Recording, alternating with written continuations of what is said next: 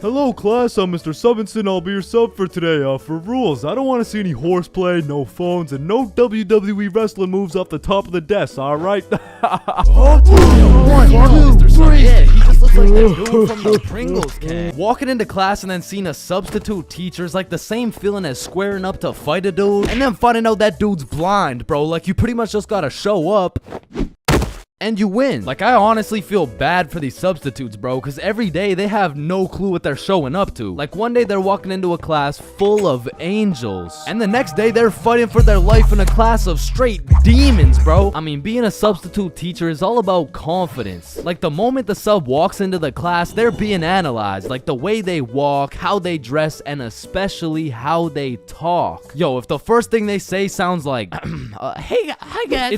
It's raps, bro. If you start the class sounding like an intro to an 8-year-old's Minecraft Let's Play, paper's gonna be thrown, pencils are gonna be thrown, fucking dudes are gonna be thrown, like, it's gonna be straight anarchy, bro. But when the sub walks in the room with a little pep in his step, a little drip in his fit, and most importantly, he starts the class sounding like he's done this shit before. Hey guys, I'm Mr. Peppinson, and today we mean business. All of a sudden, people are listening. Everyone except for one man, the class clown. He's gonna see that confidence as a challenge, and bro's gonna start testing the waters to see if this sub is really about it. And that is how Y equals MC squared. Any questions? Yeah, blue hat. Yeah, Mr. Peppinson, why are you built like that? Oh, you mean built like The Rock? Yeah, these are called muscles. You learn about them when you hit puberty. But bro, I'm in grade 11. I've already hit puberty. Yeah, nah. That's not what your peach fuzz mustache is telling me, buddy. Okay, well, your hairline is telling me it's going on a vacation, bruh.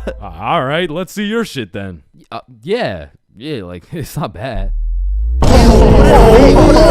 Like, some substitutes are so good, you just wish they were your real teacher. Like, I remember one time in grade 10, I had this math class with one of those teachers who used to yap the whole time and then assign a bunch of homework with 5 minutes left in class. And then one day, a goat walked into our class, a goat who went by the name of Mr. G, or more formally, G-Dog. Now, G-Dog was packing a mean 68 years in his lifespan. However, he had the utmost pep in his step, paired with the drippiest of fits. And he was the type of dude who would lay down some respectable rules, and if anyone broke them, he wouldn't get mad, he would just simply flame the living shit out of you in front of everybody. And that's how you calculate the surface area of... no text while I'm talking, please.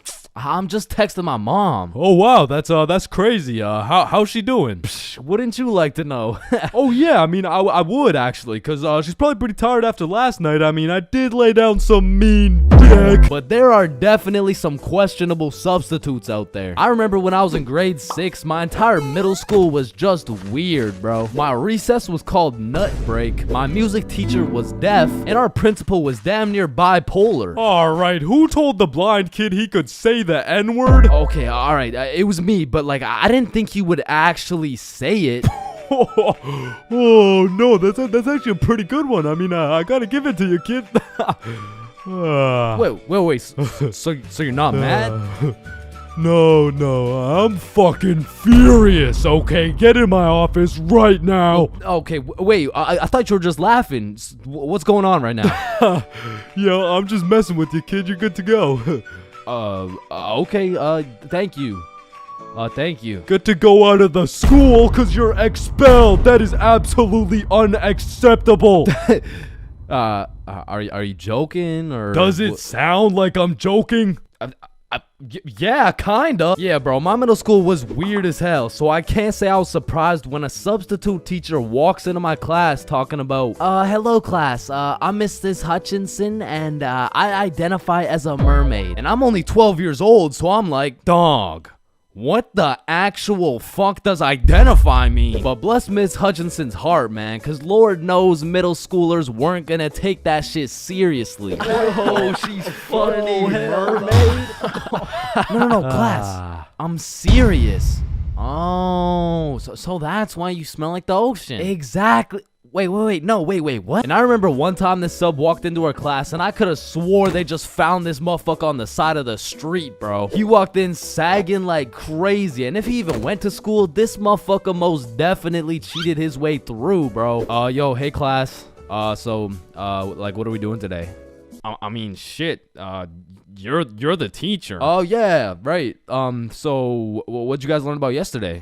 We were learning about agriculture. Oh, yeah. Yeah. And I think you're right, too, because, you know, the culture we live in right now is very angry, and the anger culture just needs to, take a chill pill. You know what I'm saying? Any questions about that? Yeah, what's a chill pill? Oh, yup, I'm glad you asked. Okay, see, I actually know a guy who can hook you up with some. Just meet me in the parking lot at lunch. Mr. Saginson, are you trying to sell us drugs right now? Oh, no. Well, I mean, yeah, but it's for chemistry with neuroscience, or I mean, like for microbiology or something like that. And these substitute teachers seem to butcher every single name on the attendance. I mean, shit's gotta be on purpose at this point. Like, hello class. I'm just gonna do some attendance really quick. Correct me if I get your name wrong, okay? Horda Hansa. Is Horda Hansa here? Okay. I mean, my name's Jordan Johnson. Well, you're absent now, so you gotta speak up sooner next time. Wait, what the fuck? Maya? Is Maya present? It's Mia. Wow, quite the name you got there. It's spelled kind of weird, no? No, it's not. It's literally 3 letters. Ariana? Is Ariana here? Sorry, it's Ariana. Okay, and? Like what's your point? That's just how it's pronounced. Juwan? Is there Juwan in the room? It's Juan. No, and some subs be walking into your class with the most bullshit rules ever. Like, hey, Mr. Subinson, can I go to the washroom? Does your teacher usually let you go to the washroom? I mean, yeah, I think you legally have to. I don't believe it. Sit your ass down and get to work. Wait, Mr. Subinson, respectfully, I'm about to shit my pants here. Wait, does your teacher usually let you do that? What, shit my pants? Yeah. Yeah? Alright, I'll allow it. Hey, who the fuck is this guy? And I feel like there's no greater sense of community among a class than when a substitute teacher comes in. The entire class just comes together to gaslight the fuck out of this poor substitute. I remember one time in grade 10, me and my homie had a sub come in who was giving us this multiple choice test. And my homie was the type of dude who'd be getting 0% on everything, and the way his grades were looking, he just couldn't afford to fail another test. So what he did, I just need to preface, I do not condone. But from the moment the teacher walked in, he acted like he needed a little extra help. You know what I'm saying? And to be honest, he put on a spectacular performance. I mean, someone either needs to get this man an Oscar or a diagnosis, bro. And I just acted normal, but I guess by proxy, I got a little extra help, and I don't know what that says about me, but I do know what it means. It means the substitute teacher walked out of that class happy she was able to help 2 students in need. And it also means me and my homie both walked out of that class with 100% on our tests.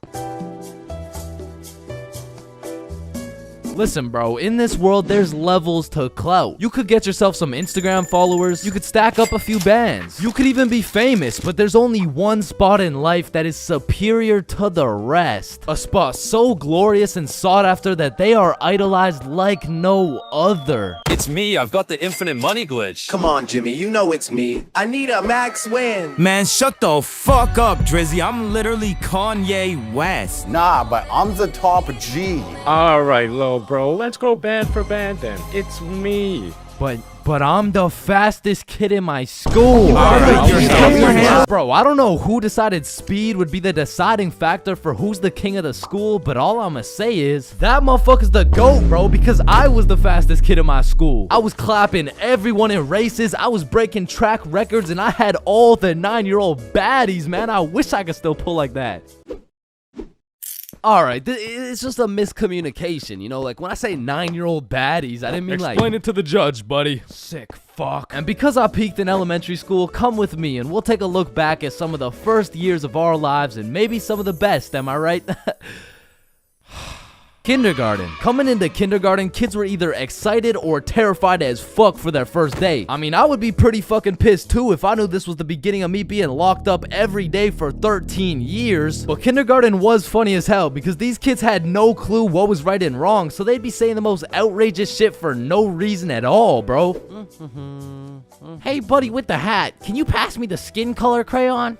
I mean, at this age, kids were just walking NPCs, and I can't even blame them. I mean, they haven't developed consciousness yet, bro. Like, at this age, recess consisted of catching bugs, playing on the monkey bars, and fucking eating sand. And I've talked about the high school bathrooms and all the wild shit that happens in there, but to be honest, the elementary school bathrooms blow that shit out the water, bro. Because these kids aren't hitting vape tricks, no, they're hitting toilet trick shots, trying to set some world record for the farthest piss taken from the toilet. And let's just say even Stephen Curry couldn't splash that three-pointer, so essentially, motherfuckers was just pissing on the ground. Like, you need to walk into that bathroom 110% alert, or else the next thing you know, you're getting that R. Kelly treatment, bro. And I remember my kindergarten had those green, yellow, and red cards to show how good you were that day, but there was always that one kid with the permanent red. I'm talking the teacher didn't even bother to change his shit the next day, because everyone knows as soon as he walks into class, he's doing some fuck shit. For me, it was this kid we'll call Dennis, because he was a menace, bro. He was always loud, always throwing shit, but besides being a menace, he was also a truth speaker, a fact spitter, for better or for worse, because this little guy had no filter. Okay, Leah, you're up first for our show and tell.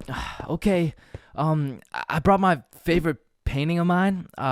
This right here, this one's me, and this is my dog, Peanut Butter. That shit is ass. Dennis, what did we say about saying the truth out loud? I mean, not the truth. I'm talking about, like, he was the only dude I knew who could talk over the quiet coyote. I mean, to this day, if I see one of those things, I just can't I just can't talk over it. I mean, maybe he's gonna eat me. I don't fucking know. But there was one thing that could shut Dennis up, and one thing only. Boy-girl seating arrangements. Dennis always had so much to say until you put him beside Isabel and Leah, and all of a sudden it's like, hey, what are you drawing? Nothing. Aw, is that your dog? Maybe. Shit, he's just like me for real. Like, to this day, you know?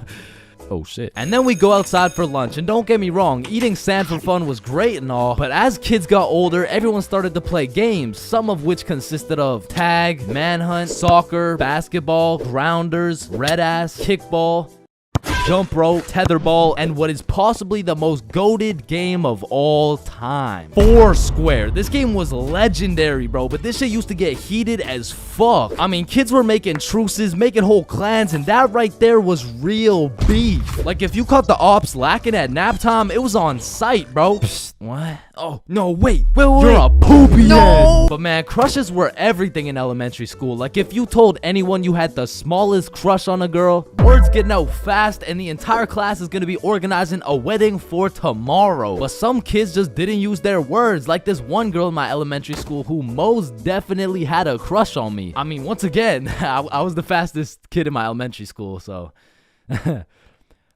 As I was saying, this girl had a crush on me, but she didn't like using her words, so essentially, she just she just beat my ass. I mean, what better way to tell someone you like them? And she must have really liked me, bro, because you could see it when I came home. Like, oh my god, Chains, what happened? Oh, well, I think this girl at school likes me. Oh, yeah, that's great. But why do you have so many bruises? Well, Mom, I think she really likes me. No, I think you need to go to the hospital. Yeah, probably, yeah. And there was also that one kid who went around teaching people swear words just cause he could. And of course, when I learn some shiny new words, I'm gonna use them. I mean, I still fucking do. But I remember just talking with my friends, dropping the F-bomb, feeling cool as hell. And then one time I see this girl hauling ass over to the teacher and whispering in her ear. And I already knew what was going down because this girl was the biggest snitch known to man. Like, unprovoked. It was like a hobby or some shit to her. And her name was Erin. Like, her real name was Erin, spelled E-R-I-N. Yeah, how's it feel to get snitched on, buddy? But getting in trouble in elementary school was tough because they would act like you were committing war crimes for the smallest things. Like, when I got snitched on for swearing, I was in grade 4. I was a big boy, you know what I'm saying? But my teacher was pissed, bro. Chains, you can never say that word. It's horrendous. What does horrendous mean? It's not good, okay? Aw, shit, my bad. Chains! Oh, sorry, it's just stuck in my fucking brain. Chains, cut it out right now or you get detention. Okay, I'm sorry. I'm sorry, motherfucker. What? And I'm not gonna lie, the most cursed part of elementary school was the talent shows, bro. Because the teachers expect you to be all quiet and serious and shit, but it was literally a real life try not to laugh. Like, how am I supposed to be serious when Jimmy's up there shitting out Minecraft parodies like it's comedy gold? I mean, at my school, it was less of a talent show and more of a come on stage in front of the entire school and do whatever the fuck you want for 10 minutes type of show. And man, that shit was brutal. It was like watching paint dry.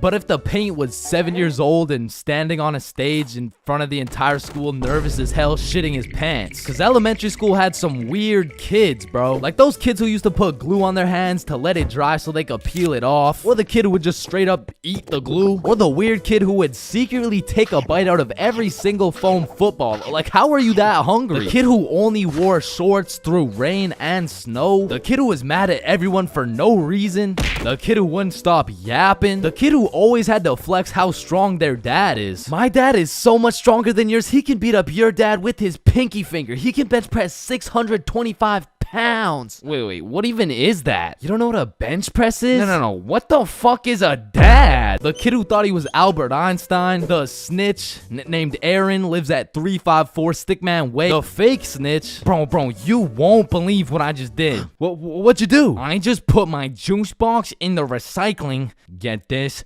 With the straw inside. I'm telling the teacher.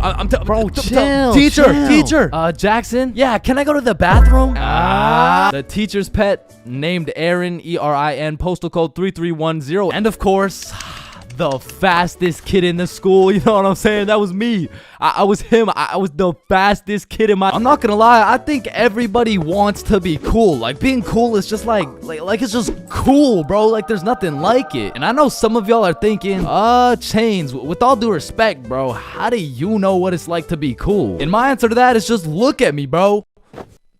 I fucking don't, okay? But I do know someone who is cool. He's a certified cool guy, and his name is Bob. Now, what makes Bob so cool? Is it the sunglasses? Is it the sexy ass face? No. Tell him the answer, Bob.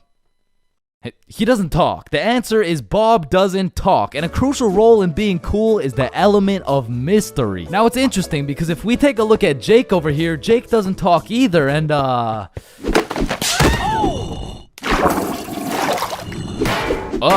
don't think, I mean, like, me personally, you know, I don't really think Jake's that cool. So that means to be cool, you can't just stop talking. I mean, I remember one time, I thought if I threw in some earbuds and stopped talking to motherfuckers, everyone would see me as some cool, mysterious guy in the shadows. And I'm not even gonna lie, I was walking through the halls feeling like Batman. I could even see the people talking about how cool I was. Come to find out, it was more like, does this kid even talk? Nah, I don't think so. Yo, what's up with this kid? I'm pretty sure he's autistic or something. Because the truth is, there's a very distinct difference between Bob's silence and Jake's silence. I mean, Jake didn't talk because he would probably get his ass beat for literally anything that comes out of his mouth. But Bob, on the other hand, doesn't talk because he doesn't have to talk. Like, watch this. Oh my god, Bob. Love you, Bob. Now, just for science reasons, let's just see what happens when I do the same thing, you know? Why not? What's the worst that could happen? Hello? Can I help you? Oh my god, help. There's this creepy guy. At least she did. Get on the ground. Hands behind your back, buddy. Now, it's important to note that being cool is subjective. Like, for example, some people think I'm cool, you know? Like, in this big-ass world, surely there's someone out there. No, there isn't. Nobody thinks you're cool. Shut up, loser. Okay, well, what I was trying to say is you're gonna find someone cool who I don't find cool, and I'm gonna find someone cool who you don't find cool, and that just leaves us with the question, what is cool? So to answer this question, I need you to think of the coolest dude on the earth, and I'm about to guess, okay? You got it?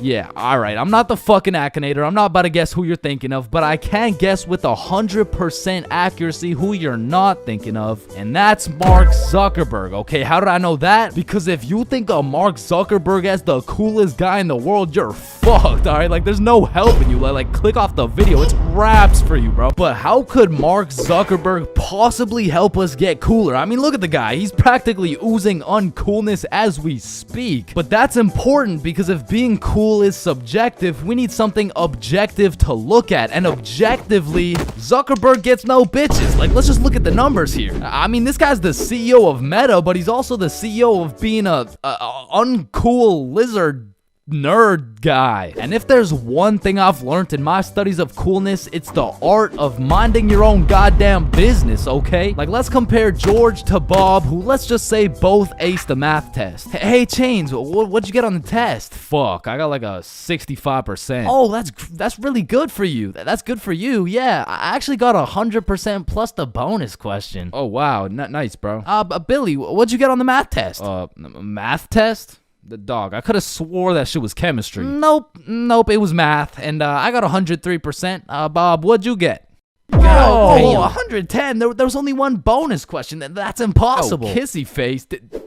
Bob, did you pipe the teacher? And that's probably why Zuck over here is so uncool. He's minding a million people's businesses, probably looking through their cameras and shit like, yeah, fuck you, Mark. And the most important trait for being cool is having confidence. You just can't be cool while shivering your timbers, bro. And I know some of you are thinking, oh, well, I guess it's over for me then. And no, it's not over for you, bro, because confidence is the most fake it till you make it shit ever. Like, you're not gonna say the perfect thing every time. Lord knows I don't. I'm pretty sure I say the wrong thing every time, but if you say that shit with your chest, people let it slide, bro. And I said, no, I wouldn't suck your dick for $20. Oh,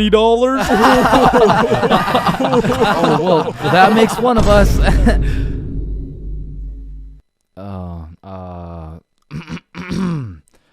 Well, that makes one of us. I love this guy. Now, that's the type of confidence that's gonna take you from a level 1 crook to a level 100 mafia boss. And with that power comes responsibility. Some dudes will become a level 100 mafia boss and start picking on other people because it makes them feel powerful. But a cool guy doesn't yearn for power. He yearns for... fuck, what do you yearn for, bruh? Damn, he's so cool. Now, being cool comes along with being calm and collected. Like, if someone walked up to you trying to fight and you started running away screaming for your life, I don't think anyone's looking at you like, damn, that's one cool-ass motherfucker, bro. Yeah, bro, the way he hit that high note was cool as hell. Shit, maybe I could be like him someday. Now, I'm not saying you gotta go all Jackie Chan on the guy, but you do gotta stay calm and think logically. Like, let's see how cool you are. What would you do in this situation? A, strike first, strike hard, no mercy. B, just walk away. C, give him a little kiss on the forehead. Or D, do the stanky leg. And the correct answer is any of the above, bro, because it's not about what you do, it's about how cool you do it. Except maybe the stanky leg one. I don't think anybody can look cool doing the stanky leg. But doing any of the other options, you could look cool as hell. Like, A, strike first, strike hard. Boom, one punch knockout. That's cold. But if you throw first, miss, eat shit, not cool. B, walking away. You're cool as hell, unfazed. Unless you get jumped from behind and get your ass beat. Not cool. C, give him a little kiss on the forehead. Assert your dominance. You pretty much just made him your son. But if you miss, well, now you're just kissing a dude, so... yeah. Now, even though being cool is all about how you do things, there's a few things that nobody can look cool doing, like riding a scooter, chasing a bus, taking pictures with an iPad, chasing paper in the wind, using VR, washing a cucumber, waving. You look nerdy as fuck, eating a cupcake, tripping, getting out of a restaurant booth, pickleball, and literally anything to do with Starbucks. Hi, can I get a caramel ribbon crunch frappuccino with 2 extra pumps of vanilla and the You're soy? not cool, bro. What? Now let's take it back to the element of mystery for a second, because this is the step that will either have people seeing you as a cool ass dude, or they'll just assume you're shy or possibly on the spectrum, bro. Listen, you gotta talk, bro, or else people have nothing to go off of and they'll start filling in the blanks themselves. Whoa, wait, so I gotta talk to be cool? Yo, Chains, what do I say? Whatever the fuck you want, bro. Oh, wait, really? Yeah, bro, the truth is the key to being cool is being yourself. And I know that shit sounds corny, and it is, but do you think the coolest dudes on earth give a single fuck about what you think? Hell nah. They're way too busy being cool, bruh. You gotta be like a peach, man. Some people hate peaches, some people love peaches, but at the end of the day, the peach is gonna be a peach. So here, take these sunglasses, and if you haven't heard it today, you're a cool ass dude, bro.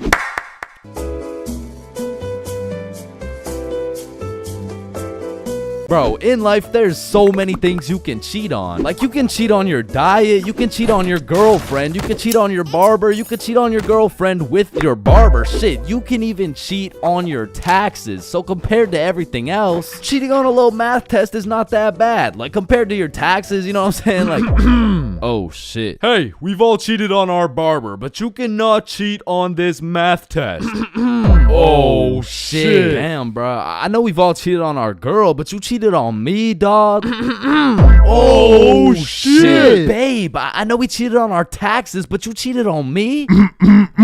Oh Shit. Listen, in our entire lifespan, we've all cheated on something. Whether it's a game of Uno, your girlfriend, or your other girlfriend, it's usually not worth it, because congratulations, bro, you won the game of Uno, but now you have to look yourself in the mirror knowing you're a cheater and a liar that has 3 Uno cards up his ass. But when it comes to school tests, cheating is 100% worth it, bro. And I'm not condoning cheating at all, but let's just think about this logically. Like why are we at school in the first place? We're at school to learn things and skills that we can use in real life. Now, are we really using trigonometry in real life? Well, effectively, this depends on what career. Hell nah, bro. It was a rhetorical question. We are not using trigonometry. But you know what we will use? Creative thinking, communication, social awareness, logic, and reasoning, and most definitely our fucking phones. All 5 of which are strongly developed through the act of cheating on a school test. And on top of becoming a better human, better grades, it's the ultimate win-win. Your teacher feels like they did a good job teaching, your parents think they didn't raise a dumbass, and if you're good enough at cheating, you might just fuck around and get into Harvard. But once again, I am not condoning cheating, you know, just throwing that out there, you know. But yeah, as I was saying, you shouldn't cheat, right? Like it's bad. Cheating is not good, but you do know what they say. If you're not cheating, you're not trying. Facts.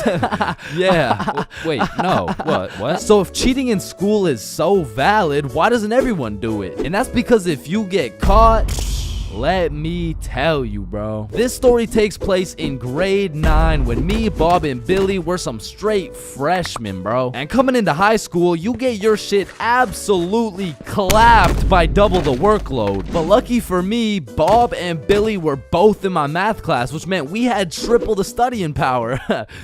But we also had triple the fucking around power, and we used that shit to its maximum capacity, bro. But you know what they say, the more you fuck around, the more you find out. And when we got our first test back, shit, we found out. We found out we're a bunch of dumbasses who were about to fail grade 9 math, and we couldn't let that shit happen. So for the next test, we studied extremely hard.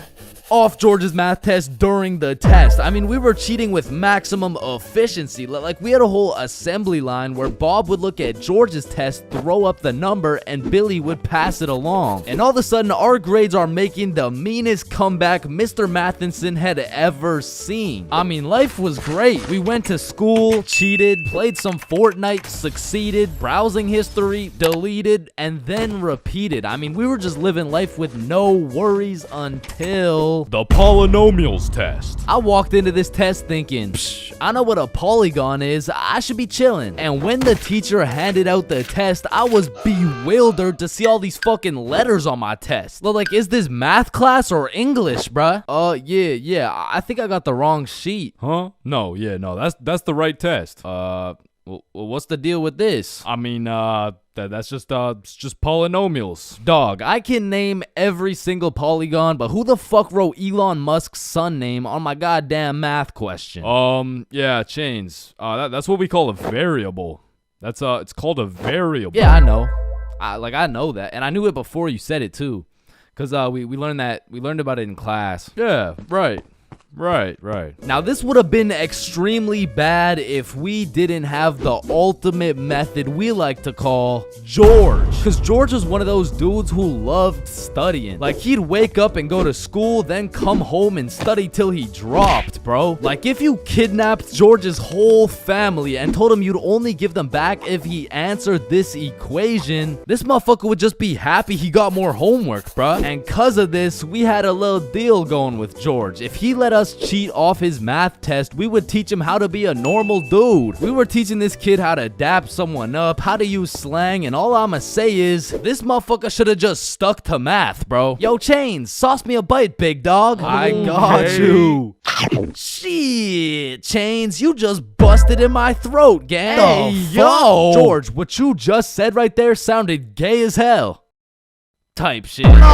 So as I was saying, I'm looking at this math test with more letters than numbers, and it would have been raps for me if it wasn't for the George method. So I'm looking at Billy, Billy's looking at Bob, and Bob's looking at George's test, and we're absolutely flying through this polynomials test. And about halfway through, I look up to get the next answer, and I get jump scared by Mr. Matheson mean mugging my shit. And you can see it in his eyes. He knew exactly what was going down, and he took me, Billy, and Bob's tests and took us to the hallway. What do you guys think you're doing? Polygamy.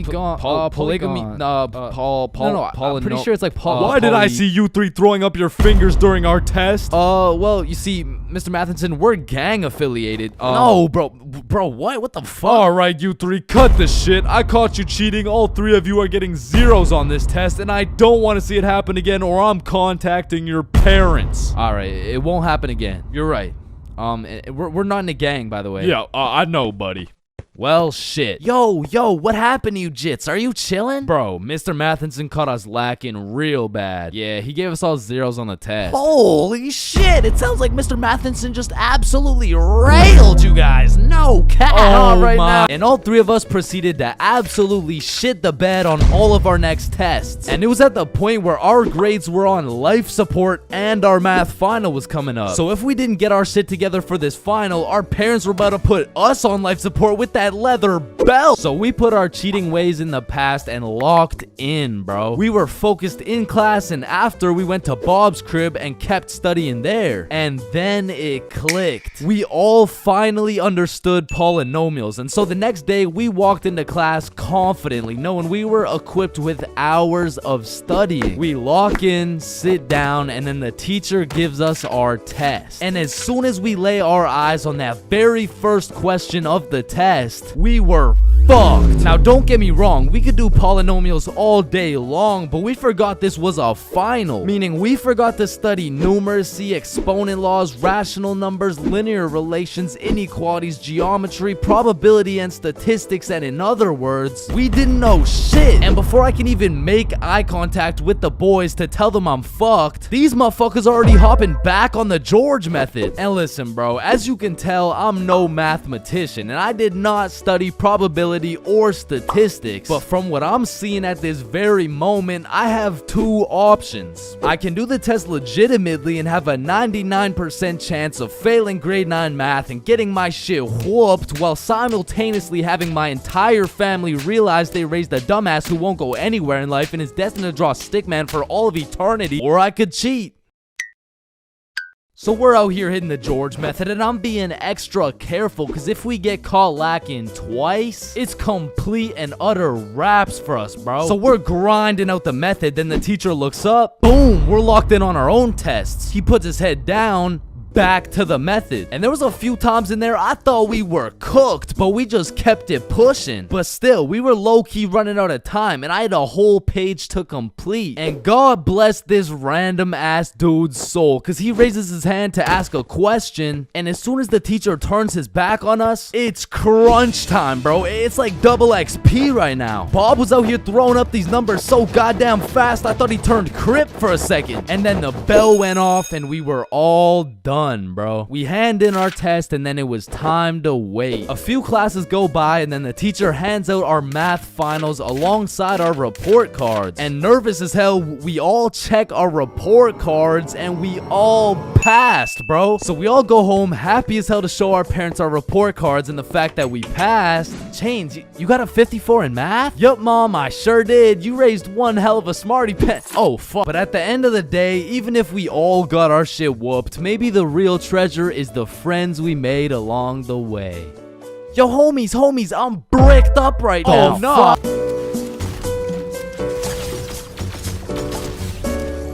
Man, sometimes this world can be a little cold. It can get a little gray, but there is nothing that can bring more excitement and vibrance to your life than having a crush. I mean, it gives you something to wake up for, something to smile for, someone to impress, and someone to be absolutely crushed by, leaving you more depressed than ever before. Which is when you get a new crush. I mean, crushes make the world go around. Everyone's had a crush at some point in time, and sometimes that shit gets too serious. I mean, I've had homies prepared to throw away their entire lives just to impress their crush, bro. Oh my god, look at these big weights. I wonder if anyone's strong enough to lift these.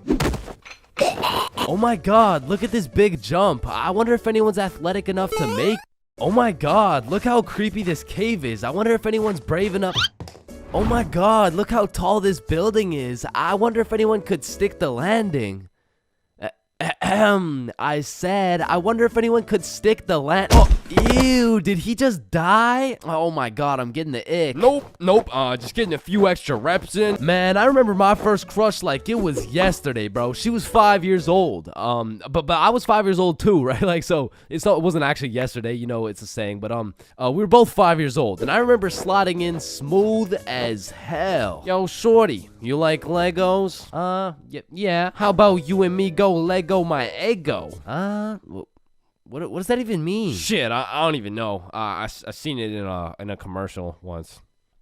And after that day, me and Rose hung out all the time. We'd be playing Legos, we'd link up at recess, and I couldn't help but let her know how I truly felt. Hey Rose, I like you. Oh, I like you too. And that shit had me thinking, damn, this life shit is easy as hell. I'm barely 5 years old and I already got a wife to raise my kids. Little did my dumbass know life wasn't all sunshine and rainbows, cause when I came to class the next day, I saw Rose playing Lego with another dude. And that was the day I realized crushes cause nothing but pain, especially before high school, because let's just think about the 3 possible outcomes. 1, you have a crush on this girl and you decide to tell her, because what's the worst that could happen, man? You guys are right.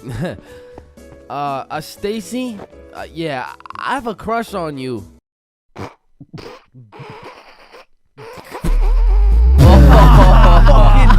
You're ugly as fuck. Or 2, you never build up the courage to tell her and end up watching your crush sit in a tree with the faster kid who had the light up Skechers and the Charizard EX. And we all know what happens when Stacy and Jimmy are sitting in a tree. Or outcome 3, you confess to your crush and it's the perfect scenario. I like you too. Now you've officially started your first middle school relationship, which is probably the worst outcome of all, bro. Cause now you've been sentenced to 14 days of relentless cringe and countless awkward scenarios. And I say 14 days because that shit's lasting 14 days max, bro. Hey Stacy, do you want to be my girlfriend?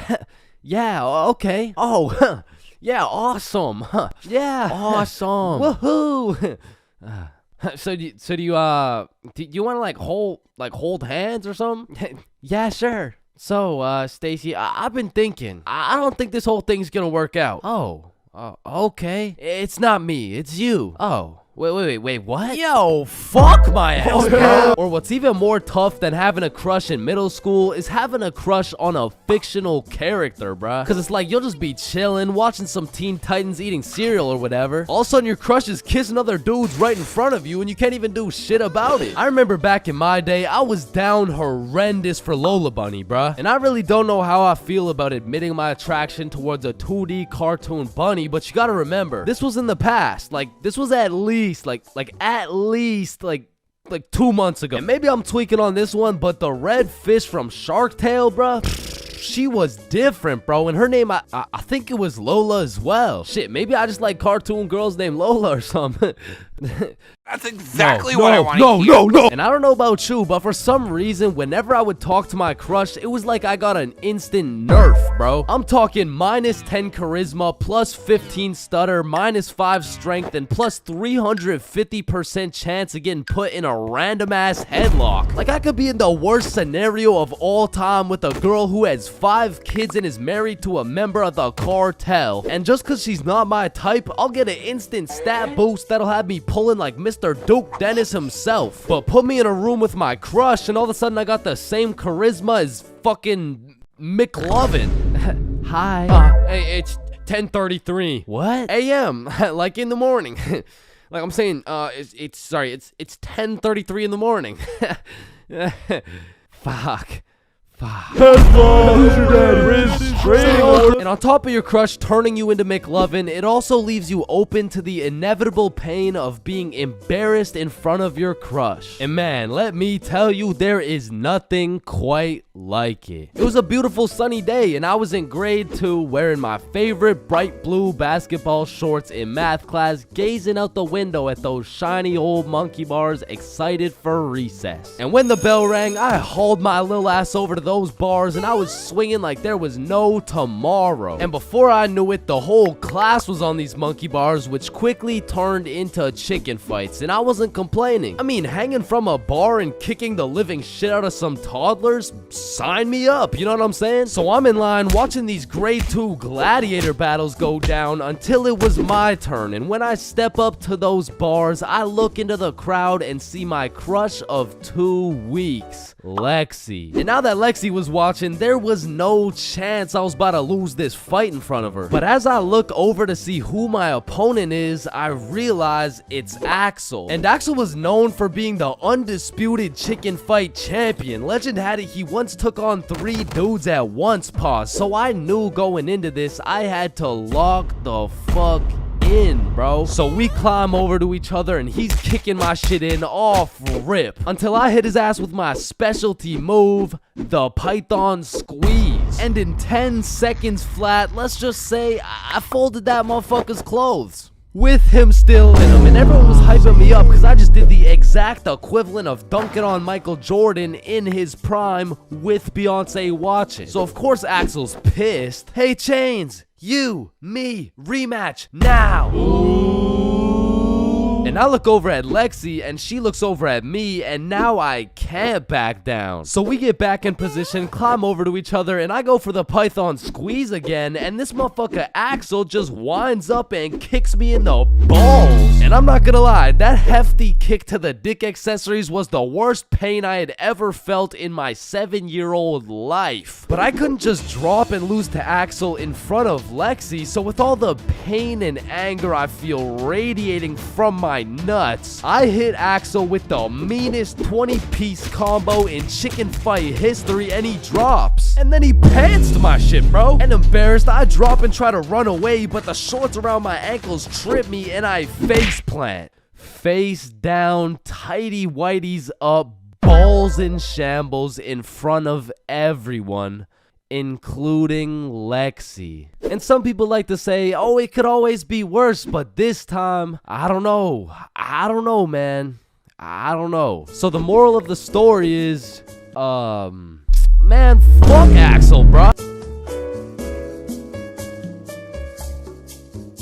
Here at Stickman High, we understand the importance of learning. That's exactly why our new curriculum has been perfected to accelerate the learning of each and every student. Like, hey, look at this kid. Wait, what? Look how big his head is. It must be full to the brim with all that knowledge we provide. Hey, it's not that big. No, it's pretty fucking big. Anyways, let's take a look at how the new curriculum pushes our students in the weight room. Oh, wow, impressive. See, I didn't even know legs could bend like that. They can't. All right, stop recording. Stop the recording. Stop the recording. Stop the recording. All right, Stickman High, welcome to the new curriculum, and let's study those textbooks. All right, class, are we ready to learn about this new curriculum or what? Or, we could just do a Kahoot? That's what I've been waiting for. That's what it's all about.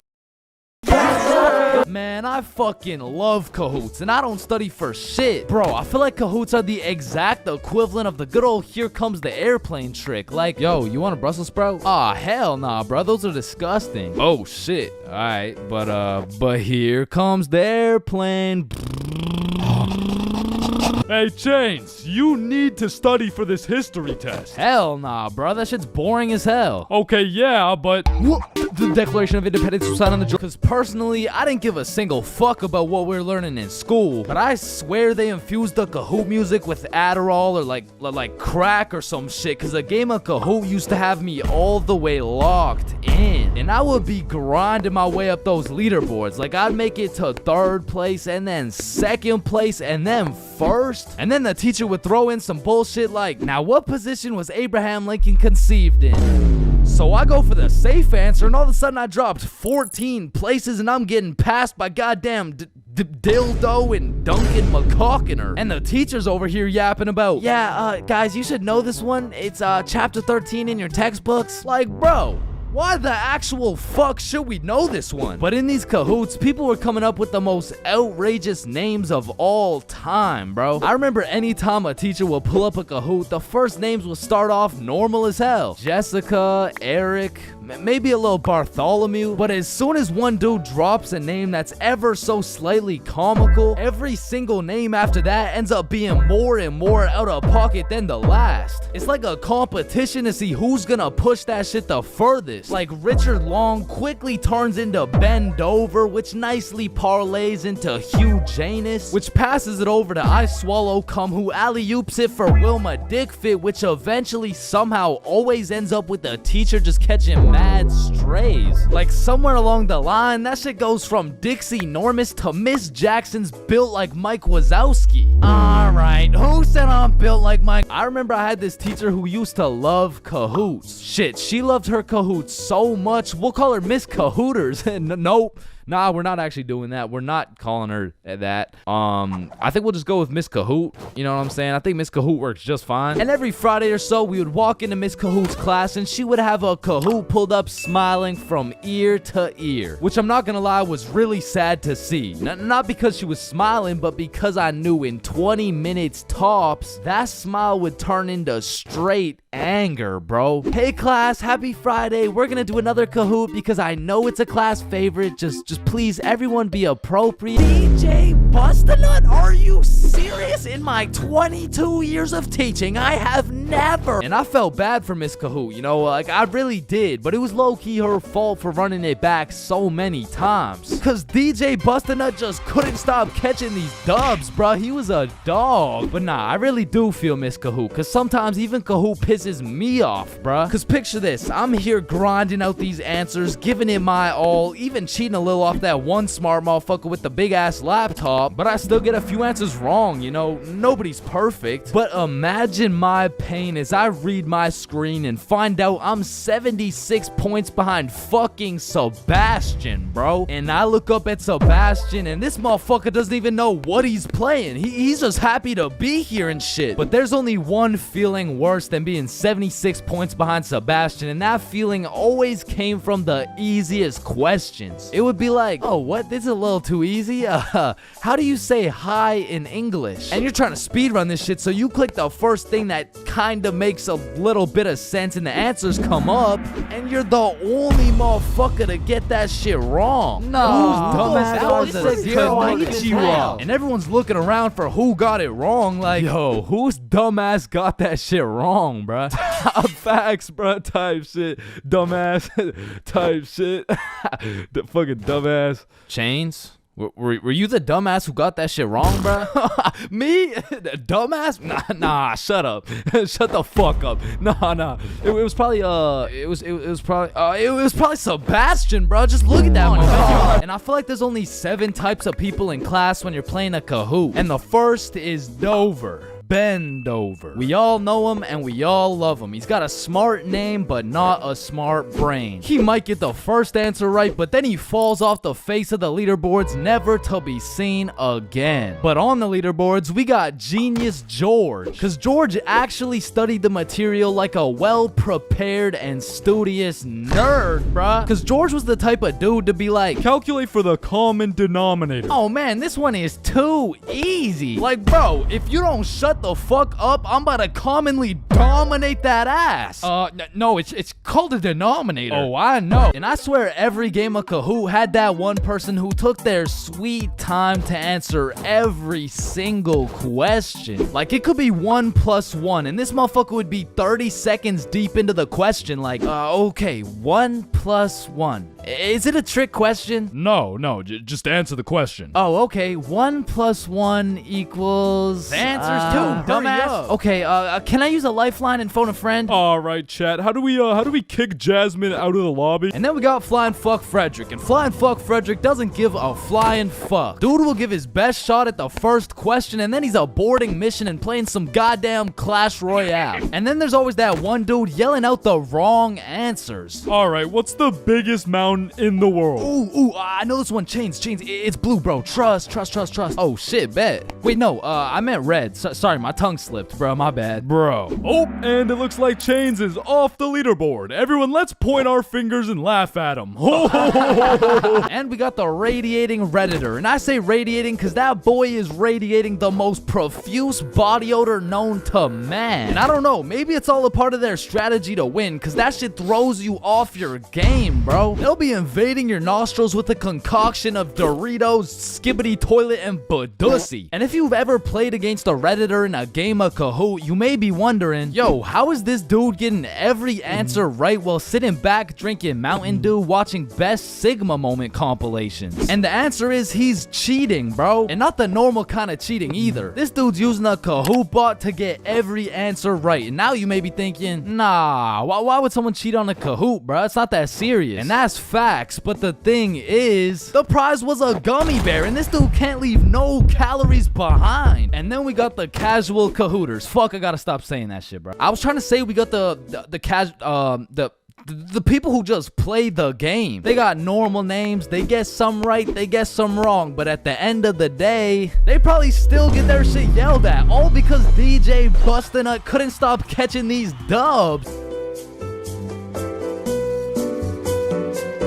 Alright, when you link a girl and you both bring a friend, man, what could possibly be better than a 2-man mission? 3-man mission. And when you go on a 3-man mission, you need to be able to trust those homies with your life, bro. Cause I don't know why, but 100% of the time you go on a 3-man mission, somebody's gotta take one for the team, bro. Like, it's just inevitable. And if your homie isn't willing to eat the shit sandwich in order to see the gang succeed, the entirety of the gang is eating the shit sandwich, bro. And on top of that, you need your homies to have your back when you crack a shitty ass joke. Cause if you're in a group of 6 people and not a soul laughs, nah, you're done, bruh. Like, you're cooked. You're sauteed, bruh. Like, pack it up. It's over with. Like, yo guys, what do you get when you mix human DNA with goat DNA? Oh my god, what do you get? Wait, no, let me guess. No, I don't know. What do you get? Kicked out the petting zoo.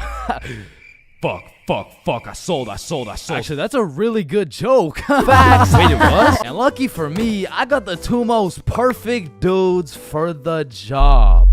Bob and Billy, so you know we were no strangers to the game. Like, we had 99 chemistry, bro. We were like Jordan, Pippen, and Rodman, setting up these plays, passing, alley-ooping, and dunking that shit. In these streets, they called us the real Big Three, and one day, the real Big Three hopped on a plane to Mexico. And this story takes place way back, like a month ago. And this story doesn't just contain one 3-man, not 2 3-mans, but 3 different 3-man missions. And with these 3 different chances, will me, Bob, and Billy be able to find love in Mexico? Or will we get set up and kidnapped by the cartel? Find out coming up on this episode of Billy, Bob, and Chains.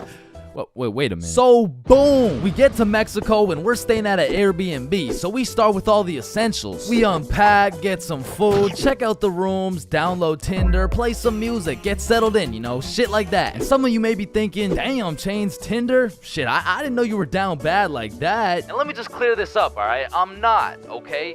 I'm down horrendous. And you really don't know me at all if you thought I was gonna leave Mexico without running a 3-man with the homies. So I'm just doing what I gotta do. Don't hate the player, hate the game. So we got there on a Monday, and for the first few days, we're exploring, we're trying some food, going to the beaches. It's great, you know, a bunch of nice and relaxing shit. But at night, it was grind time, bro. I was swiping more than a girl with daddy's money, and I was shooting more shots than Drizzy Drake at his local middle school. So by the time Thursday rolled around, I secured the first 3-man mission of the trip. And when I told the boys, they were hyped as fuck. I mean, Bob was so excited, dude almost made a facial expression.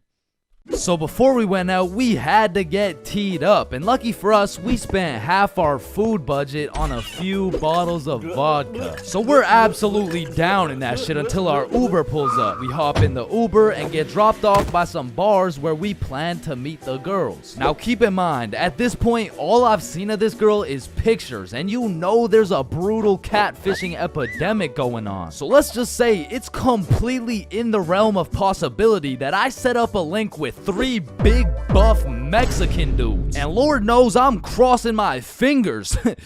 like hopefully there's like no big buff Mexican. I don't want the big buff Mexican dude. So my heart dropped to my balls when I got a tap on my shoulder and turned around to see a not so buff Mexican dude with another not so buff Mexican dude with the 3 girls. Oh hey, oh no, don't worry, these are just my friends, by the way. Hey. Oh, shit. Okay, yeah, what's up? And not only was I relieved that she wasn't a jack dude, but she was fine, nice, and she spoke English. Same with Bob's girl and Billy. Yeah, nah, he had to take one for the team for sure. Hey, bro, I'm sorry, but this is just the way the cookie crumbled. Shit, bro. Can we get another cookie? It's too late, bro. It's already crumbled. And Billy took that shit like a champ, bro. So all 8 of us go to a bar, and we're just talking, getting to know each other and shit. And I noticed Billy just keeps the tequila shots coming. I mean, we were only 10 minutes into the conversation, but this dude is 10 shots deep at this point. And all of a sudden, this dude starts laying down that Google Translate riz, and he's dropping hard eye emojis and shit, and I'm like, damn, respect. I mean, he's taking this extremely well. And after about 30 minutes of talking to this girl, I look over at Billy and I start to see some wild ass emojis being thrown around. Like, oh shit, Bob. Yo, I think Billy forgot he's the one taking one for the team. So me and Bob cut him off of the tequila, and then my girl is like, hey, do you guys want to come over to our place? Yeah, Hell yeah! Is he alright? Yeah, he's fine. So we hop in their whip and go to their crib, and at this point, it's getting kind of late, so we're just chilling, listening to music and things of that nature, when me and Bob realize Billy and his girl are nowhere to be seen. So I turn to Bob and I'm like, yo, should we stop him? Damn, bro, you're right. We can't let him do that shit. And listen, bro, I've never been the type of dude to cock block, but if it's the homie who's about to interlock with the chalk chick at this o'clock, I'll walk up, knock and lock, and block that cock if I have to. And so I did just that. I walked up, knocked, of course, unlocked the door, and respectfully, I blocked that cock. Yo, what are you doing? I'm taking one for the team, remember? Nah, I think the team's doing just fine, but bro. You know me. I was gotta do it for the team, like for I don't think the team needs this one, gang. No. Remember, I'm supposed to be like taking it for the like this is for the. Yeah, you right. Let's just go home, Billy. No, wait. Well, how are we gonna get home? We're in Mexico. Man, shut the. So we said our goodbyes, got in the Uber, and man, I felt like a basketball coach whose son just lost to a special needs team, bro. Hey, listen, bro. I had a lot of tequila tonight. I'm sorry. I just Billy, I'm not mad. I'm just disappointed. Damn, bro. And the next morning we woke up, and I'm not gonna lie, we felt it a little bit, especially Billy. Billy was in physical and mental agony, but we have a secret method to get rid of any hangover instantly. It's called vodka. So we're practically eating this bottle for breakfast, and once everyone was healed up, we hit the beach and had a fantastic day. It was stupendous, really, and once the sun started to set, we got some food, and man, It was gas, bro. I had the best nachos of my life. And as I'm consuming this orgasmic meal, I get a little notification on my phone from a new girl. Yo, you got any friends? Oh, shit. And I'm like, hell yup. Then she's like, I'm going out with some friends tonight. You guys should come. And I'm like, hell yup. And just like that, we secured our second 3-man mission. So we absolutely house that fucking meal, go back to the crib, get ready, tee up, you know the drill. We hop in the Uber and get dropped off in the same area where the clubs and bars are to meet these girls. And when we get there, Bob and Billy are both praying they don't gotta take one for the team this time. And I'm there just chilling like, yo, this is why I set up the 3-mans, cause then I never have to take one for the Chains, is that you? Shit. Who's asking?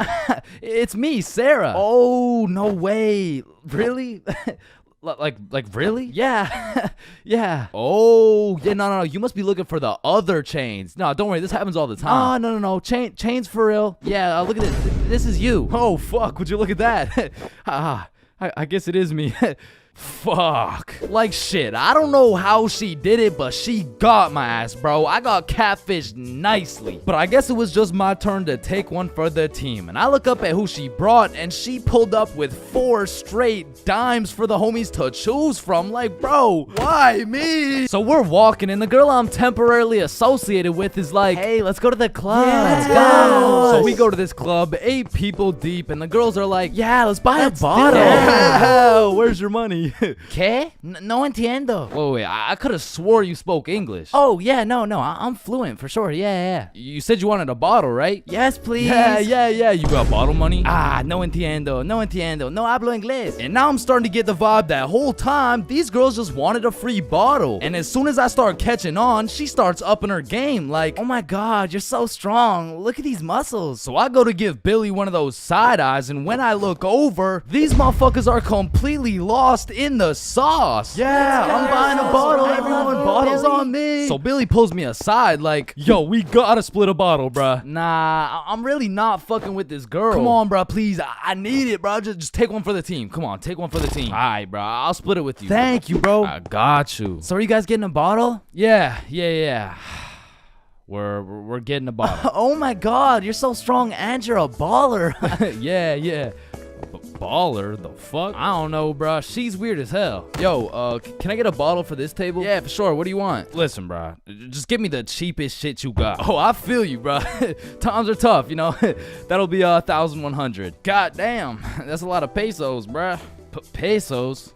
Yeah, like 1,100. That's a lot of pesos. Nah, amigo, that's USD plus $500 to walk it to you with the Chicago fee of $350, and for the tip, it'll just cost you your left testicle. No, that's my favorite nut, bruh. Yo, Billy, we don't got it like that. Yeah, hell no. Let's just not get it, bruh. At least these girls are already fucking with us without it, though, right? Yeah, facts. Yo, we're not gonna get the bottle. Oh, why not? You can just buy it. It's not that big a deal. Nah. It's cause we we don't got enough money. They fucking dipped, bro. Quick as hell too. They all just evacuated, bruh. No, bruh, that was my wifey. And I'm just over here thinking, damn, I'm just glad I didn't have to see that shit through, bruh. But Billy, yeah, he was really going through it. Until he got distracted by some other random girls in the club. So at this point, all 3 of us are on the dance floor, absolutely fucking that shit up, when I start getting spammed on my phone. So I go to check who it is, and it's the gold digger girl. Like, hey, we all went to the club right beside it, but we can all split this bottle. It'll be $86 per person plus tip. That'll be $95 each. And she's literally telling me the whole price breakdown of this bottle. She pretty much just sent my ass an invoice. And I'm like, hell nah, I don't care if that shit would have been free. There is no way I'm ever gonna see this girl ever again. And then I get a tap on my shoulder, and it's 3 big buff Mexican dudes. Nah, I'm just playing. It was the gold digger girl, but this time I probably would have preferred the buff dudes, because this girl grabs me by the arm, pulls me outside with all her homies, and starts breaking down the price again. Okay, the bottle is $700, but you just gotta pay $95 each, okay? Yeah, we're in. Let's do it. No, what? Billy, chill. So I call an emergency meeting with the homies, and we huddle up, and I'm like, listen, you guys can go with them if you want, but there's no way I'm going and paying for this girl's bottle. fuck that, bro. You're right. We could find something better for sure. So we jump ship. Absolutely abort mission. Yo, what's that over there? I'm not stupid. I'm not falling for that shit. Nah, is that Jeff Bezos handing out free bottles to catfishes? Wait, what? Where? So we evacuate and start roaming the streets when I get a tap on my shoulder. I take a deep breath, turn around, and it's the girls from the OG3, man. Like, oh my god, Chains, what are the chances? Yo, what's up? And me and Bob are hyped, but Billy's over here having traumatic anime flashbacks and shit. You guys should come with us. We know the best spot here. Oh shit, bet. Fuck. So they take us to this club bar thing, and it's fucking bumping, but as soon as we get inside, Billy disappears, bro. And I don't even blame him. He's staying as far away from this girl as possible, not because he's scared of what she's gonna do, but because deep down, he's scared of what he might do. But regardless, me and Bob continue to respectfully obliterate the dance floor for about an hour straight, and then the girls are like, hey, it's getting kind of late, so we're gonna head out now. I bet. Wait. Yeah! And once me and Bob had officially decimated the dance floor beyond repair, we realized there's an upstairs that leads to a balcony. So of course me and Bob go to explore that shit. And as we walk out onto the balcony, we see Billy with this one girl who looks our age, who happens to have a friend who also looks our age. And once again, Billy is absolutely laying down that Google Translate riz, but this time he's really cooking. So me and Bob start talking to her friend named Mia. I get her Instagram, and then Billy's like, alright, let's go. The Uber's here. Uber? Uber to where? Oh, yeah, no, my bad. I forgot to tell you, but Camilla and Mia are coming back to the B&B. What the fuck? Don't you think we gotta discuss shit like that? Nah. Bro, what? Alright, Uber's here. Let's go. So Billy and the girls go to the Uber, but me and Bob stay back to discuss what the actual fuck is going on right now. Yo, this is a bad idea, right? But we can't let them do this shit alone. Shit, Bob. Do we even have a choice? So we leave the bar and start walking to the Uber when this girl stops me and she's like, hi, what's your name? Oh, I'm Chains. What's your name? Oh, my name's Sophia. And Sophia's trying to make some small talk and shit like that, but Billy's already waiting in the Uber. So I'm like, well, it was nice to meet you, but I gotta go. Oh, well, let me get your Instagram real quick. So I give her my phone, she follows herself, and then gives me my phone back. And when I lay my eyes on the screen, I realize we have a mutual. And I'm just surprised because we're in Mexico, bruh. So I go to check who it is, and it's Mia. And at this moment, everything started piecing itself together to make our third three-man mission. So I'm like, yo, you know Mia? Oh, Mia? That's like my best friend. Why? Word? You mean this Mia? Oh my god, Mia. So Sophia hops in the whip and we're all just talking, and then Mia says, yeah, so like, we don't have work tomorrow. Oh shit, do you guys work together? Yeah, we do. Damn, what do you guys do? Oh, you know, we dance. What, where do you guys dance? Like in the club? Oh shit. Yeah. That's what's up. Yo, how old are you guys, by the way? 21, 24, 25. Damn. Sorry. Do you guys happen to have any you guys happen to have kids by chance? Of course, I have two. I have a baby boy. One of them is a 3-year-old boy. I also have 2 daughters. Oh, fuck. Yo, Bob, you think it's too late to, abort mission? And I don't know how, but none of that information seemed to faze Billy in the slightest. Because now he's out here making out with this girl like...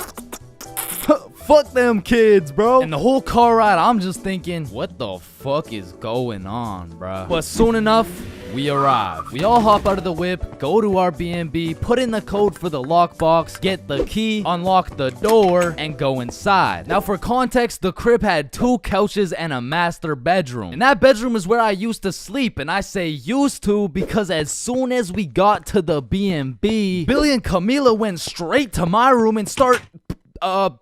playing patty cake loud as hell too, and so all of us are just sitting on the couch like hola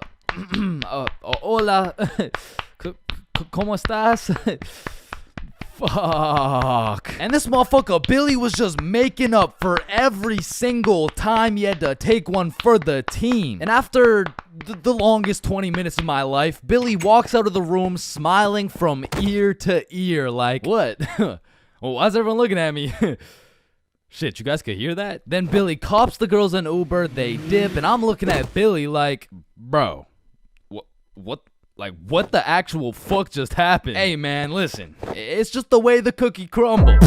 Nah, bro, you are crazy. And at this point, it was probably 4 a.m. or something, so I go to my room to look at where I'm supposed to sleep, and there's a bunch of lubed up rappers on my bed, and I'm not talking Diddy. So needless to say, after a long night, I slept on the couch, and we all woke up rotten, bro. So rotten, even the vodka method wouldn't work. So we decided if anything could make us feel better, it would be a plate of the world's best nachos. So we get ready, leave the crib, and then Billy's like, yo, who's got the key? Shit, I don't got it. Bob, you got it? I mean, it's probably on the counter where we always put it, right? Yeah, facts. We check the counter, it's not there. We check the tables, not there. We check the couches, bedroom, kitchen, nowhere to be seen. So we scavenged the entirety of the Airbnb. We even looked through every single bag of garbage, and it was nowhere. Bro, did those girls finesse our key? Nah, Camilla wouldn't do some shit like that. She would, bro. You don't even know her. No, she wouldn't. How would you know her? You don't know her, bro. I know her better than you know her. Alright, chill. Mia texted me. She said, let's go to the pool today. Oh, shit. Camilla texted me the same thing. Damn. And in my head, I'm thinking about it, and I'm putting everything together. Shit. Are you thinking what I'm thinking? I think so. These girls stole the key and invited us to the pool so the crib would be empty so they could get 3 big buff Mexican dudes to pull up and loot the crib. Fuck, I knew it. Damn, she got my ass, bruh. So hell no, we didn't go to the pool with them, and for the next few days, we were on high alert. We would only leave the crib in pairs, and one dude would stay back, strapped up with kitchen knives, ready to take on 3 big buff Mexican dudes. Pause. Until it was Monday, the night before our flight home. So we're packing everything, getting ready to go home, and I hear Billy shout, Chains? Yo, what's up? Yo, guess what I got, bruh? Chlamydia? No. Gonorrhea? What? No. Herpes? No, it's in my suitcase. Your suitcase got herpes? No, it's the key. How the fuck? I don't know. Yeah. Hello, can I get a green apple and bubblegum, please? Of course, that'll be 25 cents. Oh, gee, what a deal. Life sure is good, huh? Oh, it sure is. Hey, yo, Unc, pass me that green apple and bubblegum, gang. Oh, wow. I remember when I was your age, I didn't ask plus ratio, all right? Just give me the vape juice, bro. Vape juice? I thought we were talking about real green apple and bubblegum. Of fucking course, dude. These fucking old heads nowadays, right, guys? Just give me the vape juice, please. All right, well, in that case, I need to see some ID. Yeah, I got you, Unc. Your ID says you just turned 11 years old. Type shit. No, you gotta be at least 21 to buy vape juice. Oh, shit, yeah, no, I guess it's a robbery then. Oh, wait, what?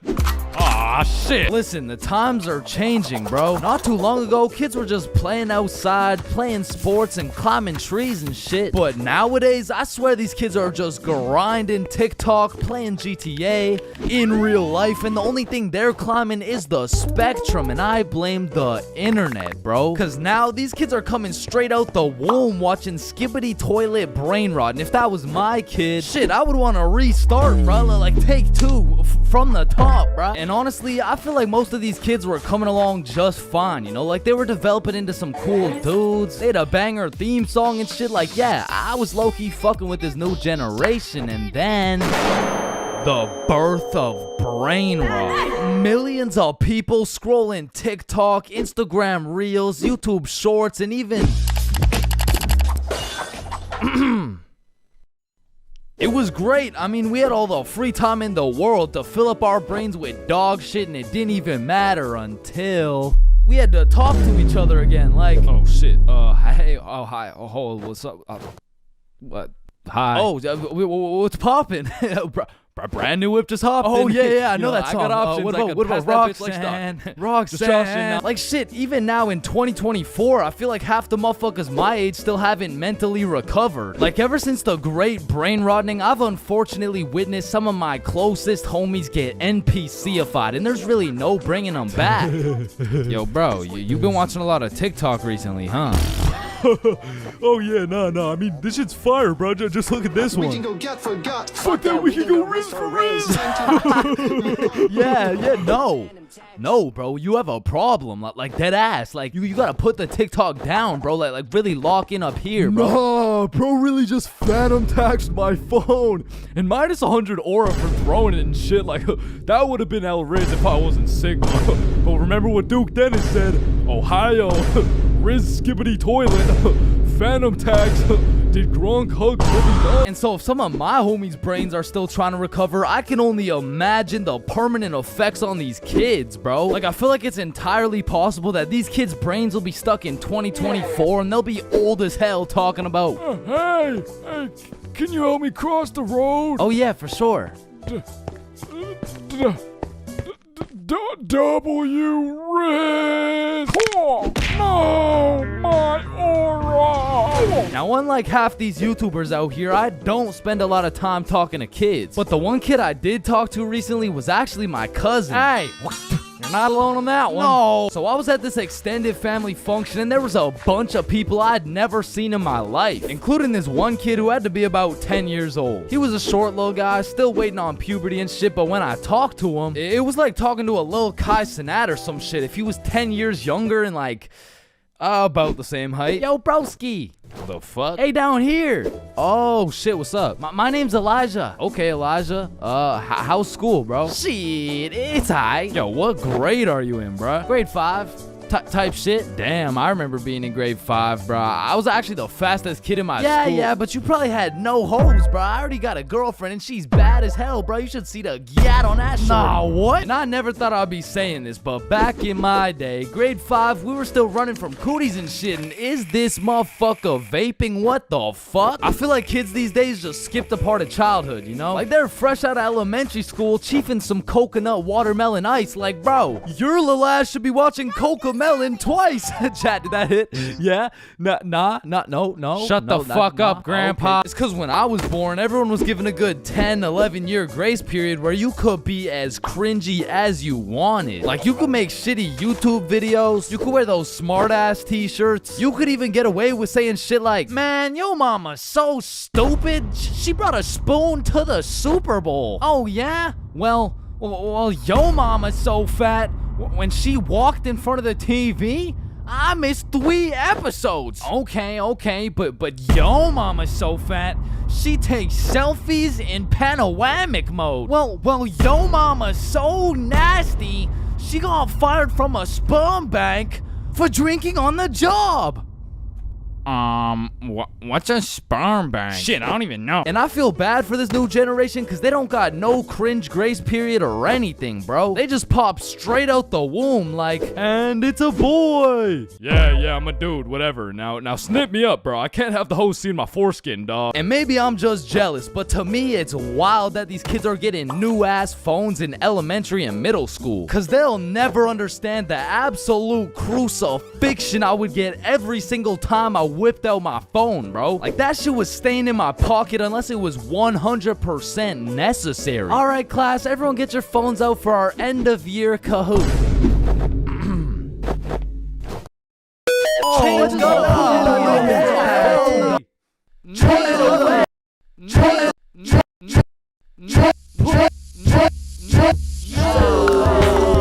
I honestly feel like the world would be a better place if we implemented a new law where if you saw a kid who had an iPhone number higher than their age, you had every right to respectfully and lawfully slap the shit out of them and give them a devious wedgie, bro. Like, you're 10 years old. What the fuck do you need 6 gigabytes of RAM for? I need it because I like to play Fortnite on my phone. Man, how about you eat 6 gigabytes of this shut up sandwich before I ram this fist up your ass? Alright, chat, I know that one hit, bro. What do we think? Stickman Police Department donated $1. Wait, what? Look behind you, Chains. Oh my. And it's the same with these kids' fits, bro. Like, whatever happened to wearing neon shirts and light up Skechers? Like, why am I seeing literal children walking around in Jordans, bro? Like, I didn't even know what Michael Jordans were until I was getting my shit cooked for walking around in some Michelle Gordons, bro. But I mean, that shit was necessary for my character development. And that's what's wrong with these kids, man. They're straight up skipping out on some of the most crucial moments of their lives. I feel like we could low-key do them a favor. Next time you see a kid walking around on the street thinking life is all sunshine and rainbows and shit, you could just give him a little character development and like maybe roast his cut or something, you know? Like, hey kid, you look like you cut your hair with a fucking pencil sharpener. or no, you look like Peter Griffin if he never hit puberty. You look like... Yo, we giving kids some character development? Did he? Now, I don't know why I'm talking like I was born in the 1900s or something, because for the homies who are around my age, we were low-key in the same boat as these kids, bro. They're growing up on some skibbity toilet brain rot. We had MLG brain rot. They're always scrolling TikTok. We had Vine. These motherfuckers are out here looking up to I Show Speed, bro. We had fucking Jake Paul. So the moral of the story is, even if these kids nowadays are absolutely cooked, I was once cooked too, bro. So worst comes to worst, these kids will just end up like me. Oh, fuck no, please, no.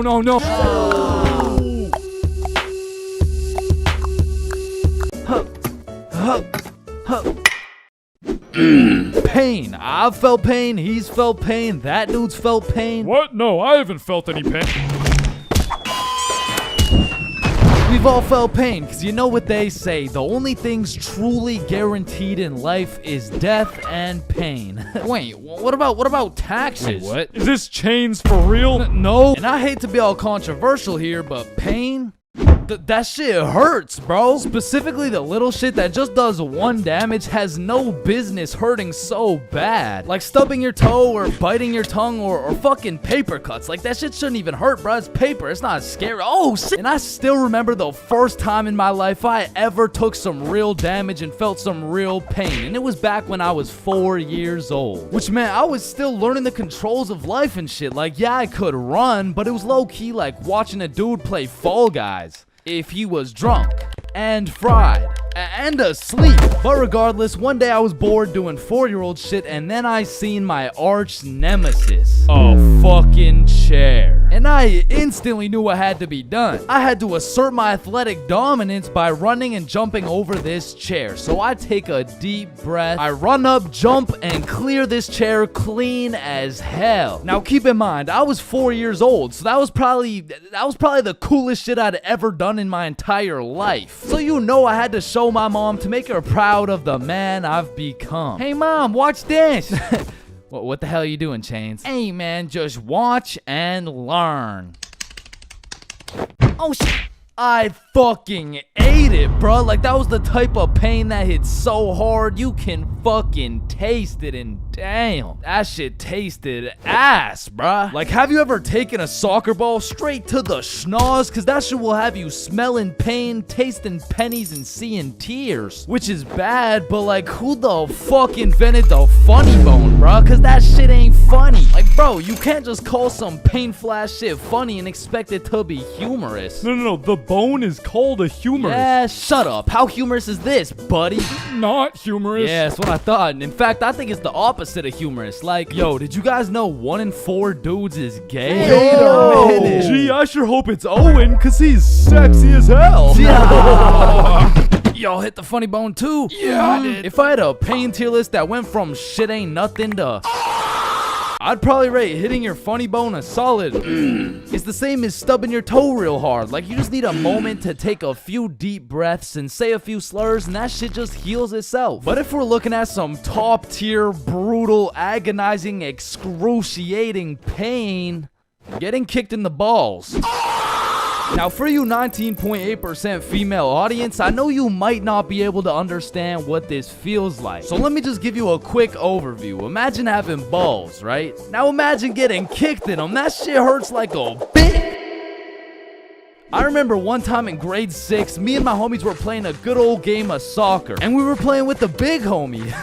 I mean the really big homie. Like the dude had more chins than a Chinese phone book. Like last time we went to a restaurant, bro looked at the menu and said okay. And I couldn't even tell you how big he really is, cause last time he stepped on the scale, it said 1 at a time, please. So what I'm trying to say is he was a big dude, and big dudes got big legs, and big legs produce hard kicks. And during this grade 6 soccer game, I unfortunately found myself legs spread wide open, freshly dropped testes exposed to this absolute unit, wound up to kick the ball, and well, pain.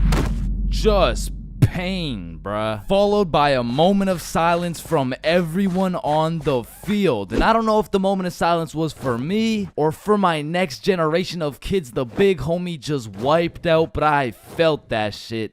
And I felt it in my stomach. And there was really only one sound I was able to make in that moment.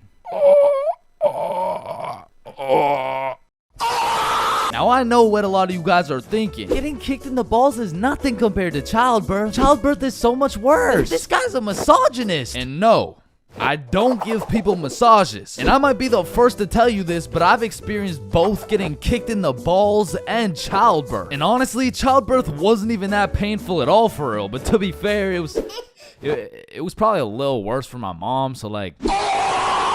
Now, we all know physical pain very well, but what do you call that deep, torturous pain you feel when your dog dies? In Minecraft, that's that psychological pain, like the pain you feel when you're watching a banger YouTube video and an ad interrupts you out of knowledge. Or like the pain you feel when you just got done making some toast and peanut butter and that shit flops on the floor face first. It doesn't hurt physically, it hurts spiritually. Like there really is levels to this shit, bro, because now when you start adding psychological pain onto the physical pain of things, we gotta start adding new tiers to this tier list. Because imagine peacefully sleeping in your bed and you get woken up to the pain of your girlfriend kicking you in the balls, which of course hurts physically, but then you realize you don't even have a girlfriend and you live alone. So just to knock a few more off this tier list, a razor scooter to the shin, stepping on Lego is a solid. Now getting socked in the face is an interesting one, because that shit can range anywhere from all the way to getting the Sonic rings knocked out of you. And if that shit's a good enough punch, you might not even feel anything. Now for the tier, I would say that's the shit where you just take one damage, like eating some food that's too hot, or getting a brain freeze, or when you're laying in bed with your phone and that shit slaps you across the face. Like it's just minus 1 HP. And minus 5 IQ. And if anyone's seen that shit, it's probably a lifetime debt of aura. Now I'ma keep it a stack. For something to be in the shit ain't nothing tier, it's just gotta be a good ass day, bro. Like some days I'll just be feeling invincible, bro. Like wake up, roll out of bed, shit ain't nothing. Eat a nice hot breakfast, shit ain't nothing. Stub my toe while simultaneously getting socked in the face, shit ain't nothing. Get a bad phone call? Yeah, Chains, this is Dr. D's. I'm sorry to break the news to you, but, you know, you tested positive for chlamydia. Hey, man, shit ain't nothing. Oh, shit, who's this? Yeah, I wasn't finished. You also tested positive for herpes, syphilis, gonorrhea, hepatitis. You got a whole ecosystem on your shit. Honestly, at this point, our best bet is just to chop that thing clean off. What? Shit ain't nothing. No, it's definitely something. We're chopping your meat off. Yeah, but on some days, bruh, it's just like... Yeah, nah, that's it. I quit. I'm done. I'm going to sleep. Good night. And I know this might sound like some freaky ass shit, but I feel like some pain low-key feels good, bro. Like in school, I used to always put the front chair legs on my feet just to feel the pain. Or even like eating some spicy ass food, or like... Oh yeah, or like getting spanked. No? No? Fuck? Nah. I was thinking something more like taking a really hot shower, or like... Getting whipped. No? Yo, George, shut the fuck up, bro. I'm trying to make a video and Sorry, shit. my fault, pimp. My fault. Yeah, alright. Or what about when you like, Getting slapped in the face? Bro, shut the fuck. Hey, yo!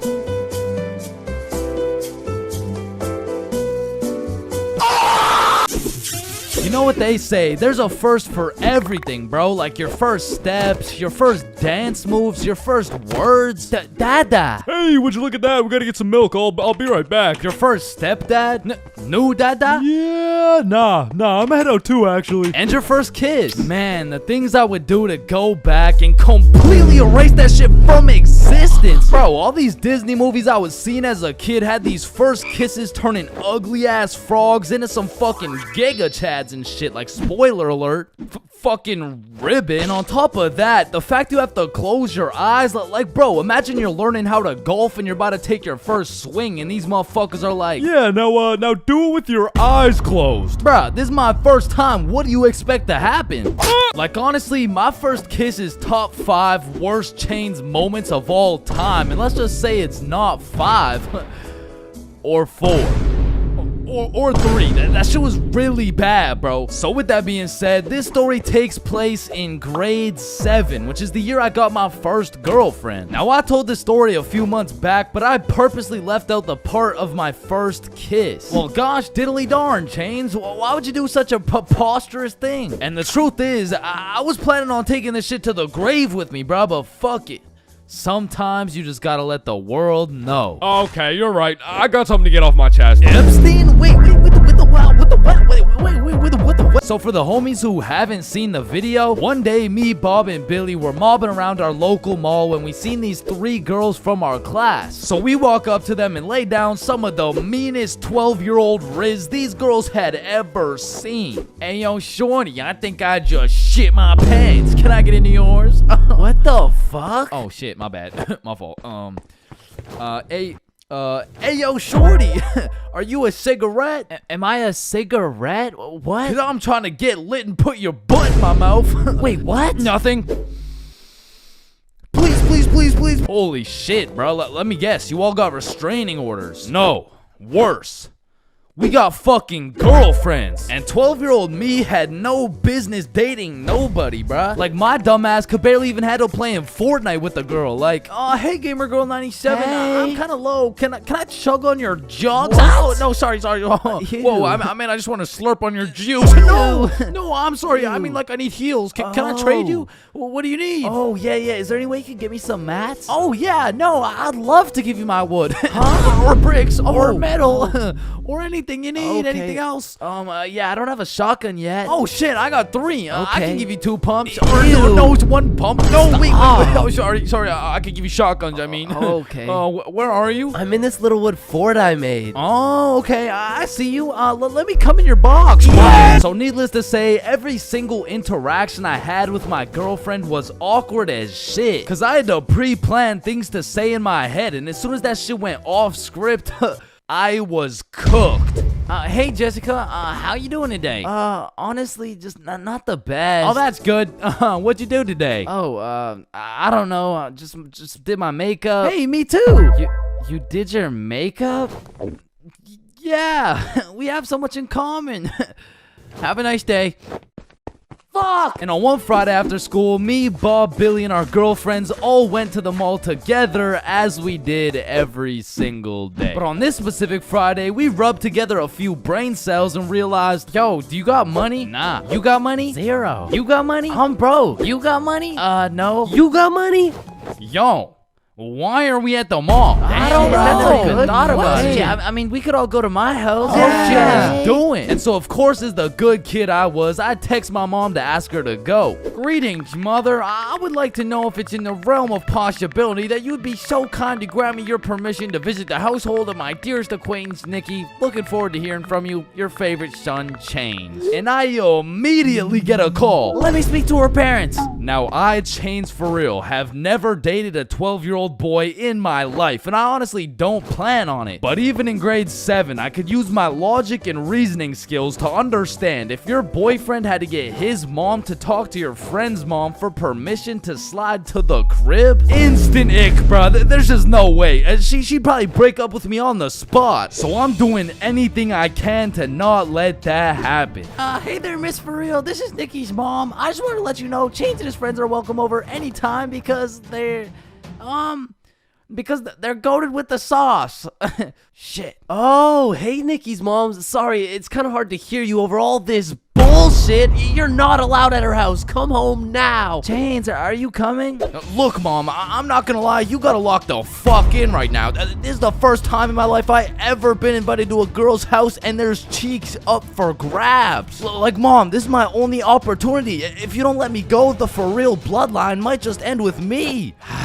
Okay, listen, Chains. I'll let you go this time, but you have to be home at 9 p.m. sharp. Yay, thank you so much, Mom. Now, I'm paraphrasing, but the point is she let me go with a curfew of 9 p.m. So all 6 of us leave the mall, hop on the bus, and get off at Nikki's house. We go inside, sit on the couch, and now it's even more awkward, bruh, because instead of walking around the mall, all we had to entertain ourselves was ourselves. And just like any other awkward middle school scenario, that shit went like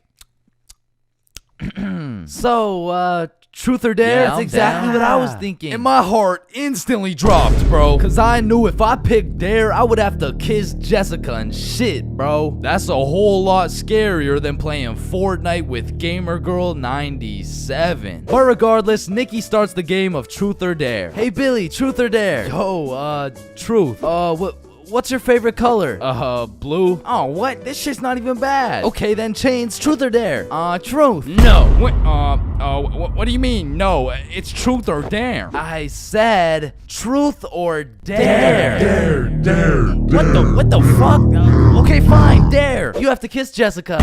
Bro, this time it wasn't a pickup line. When I say I just shit my pants, I mean not literally, but metaphorically, I was shitting bricks, bro. And when I turned to Jessica, she's just sitting there straight-faced as fuck. So, Jessica, are you down? like hypothetically speaking, of course. Okay, I'm going in.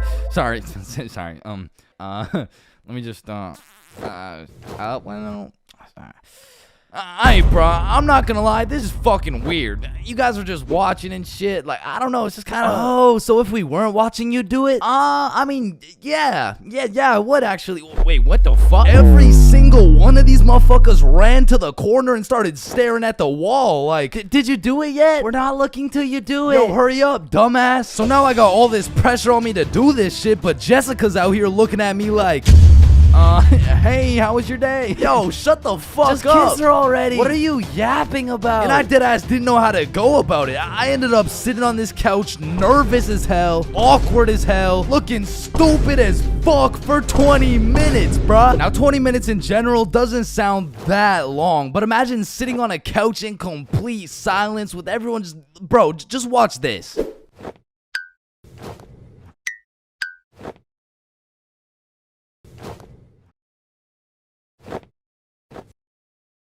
My brother in Christ. That was 10 seconds, bruh. Imagine doing that times 120. So after the second longest 20 minutes of my life, I say, you know what? Fuck it. And Nikki's mom walks in the room. Hey, who wants snacks? Oh.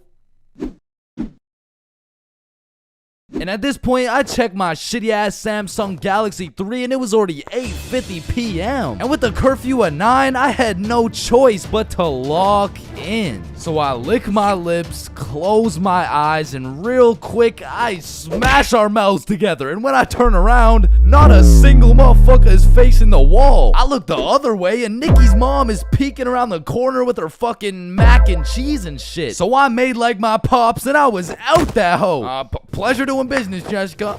Wait, what? Where are you going? Thanks for having me, Nikki's mom. What the hell was that? And I proceeded to sprint home, making it home at 8:59, exactly 1 minute before my curfew. And that night, when I went to bed, I couldn't sleep, bro. I haven't been able to sleep since. Damn, I should have taken this shit to the grave with me. Fuck.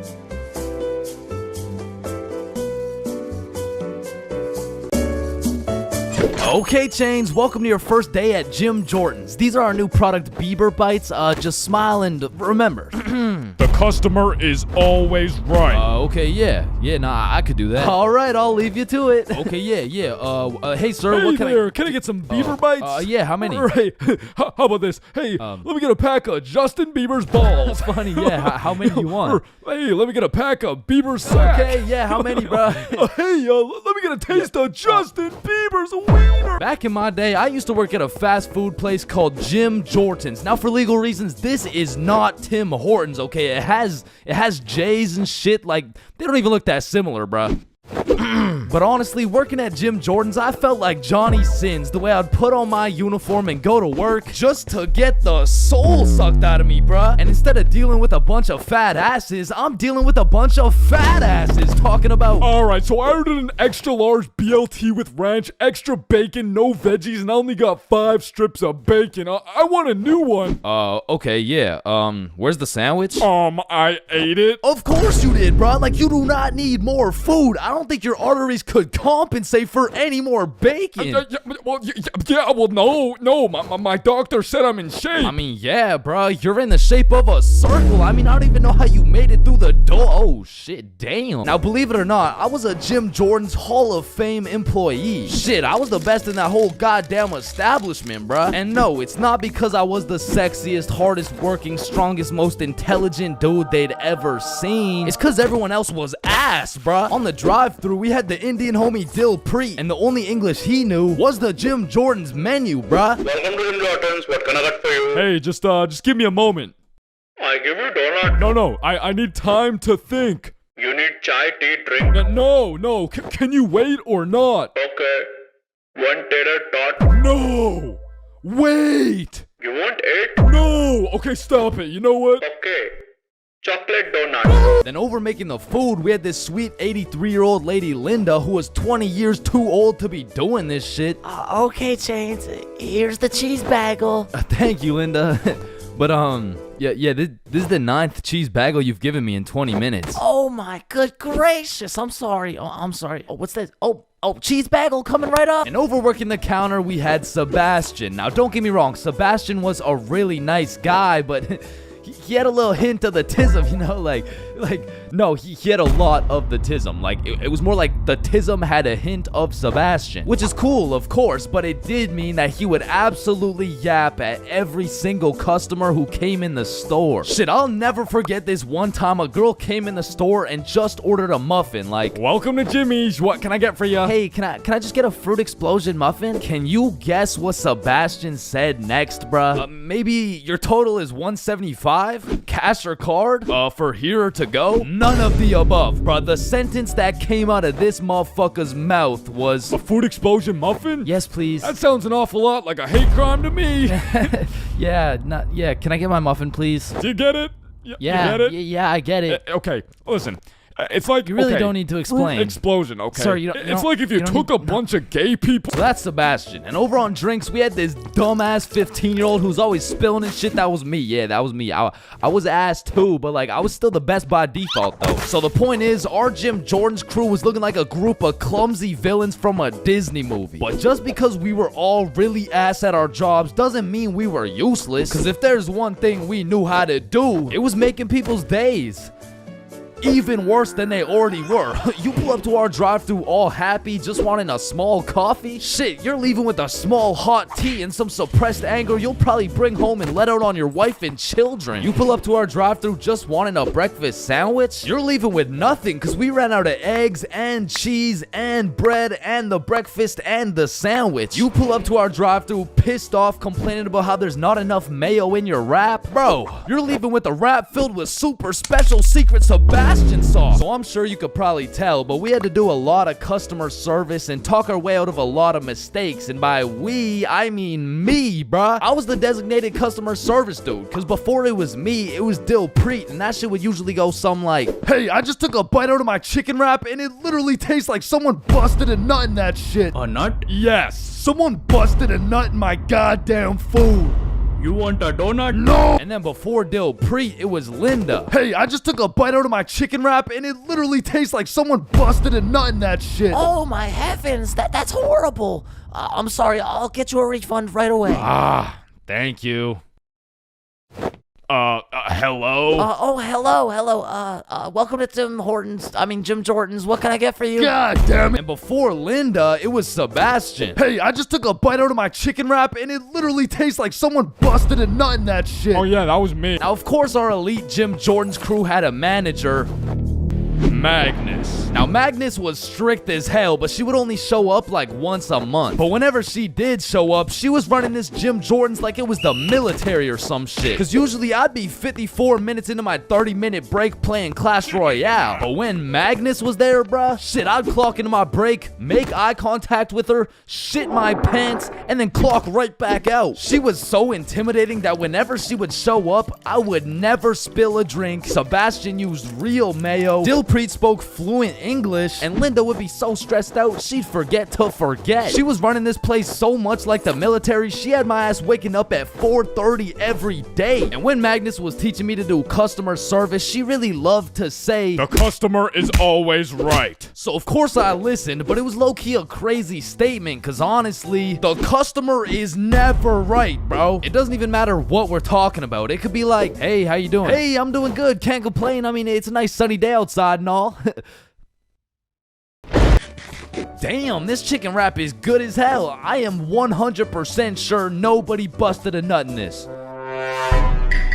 And I don't know about you, but I personally have never complained about my fast food order ever. I usually just get my order, check the bag, realize instead of a Big Mac, they gave me a McChicken with a bite taken out of it, cut my losses, and I keep it pushing. But some of these motherfuckers in the Jim Jordan's drive-thru come in like you just murdered their entire family and then took a shit in their coffee. Oh shit. Hey you, there's not enough sugar in my fucking coffee. Oh, okay, yeah, sorry about that. Do you want me to add more sugar in? No, this is unbelievable. Now, I swear these angry customers love to throw around the word unbelievable. But I'm not gonna lie, we forgot to put sugar in your coffee. It's pretty fucking believable, bruh. I mean, look at the staff. We're getting paid minimum wage. The guy who took your order doesn't speak English. The guy who made your order's a 15-year-old running off 2 hours of sleep. And the rest of our staff is playing fucking patty cake. You're lucky we even had enough brain cells to get you the coffee. And I'm gonna be honest, it was a blessing that I was broke as shit and really needed that job, because if I didn't, I would have crashed out for sure. Hey, some dumbass forgot to put cheese in my fucking grilled cheese. Oh, hell no. Yo, Linda, you hear this ungrateful piece of shit? Oh, hell no. You keep running your mouth, I'm about to grill your cheese, bitch. What the fuck is your old ass gonna do? Not talk shit about Linda. Like that, bro. And I busted in your sandwich last week. Wait, what?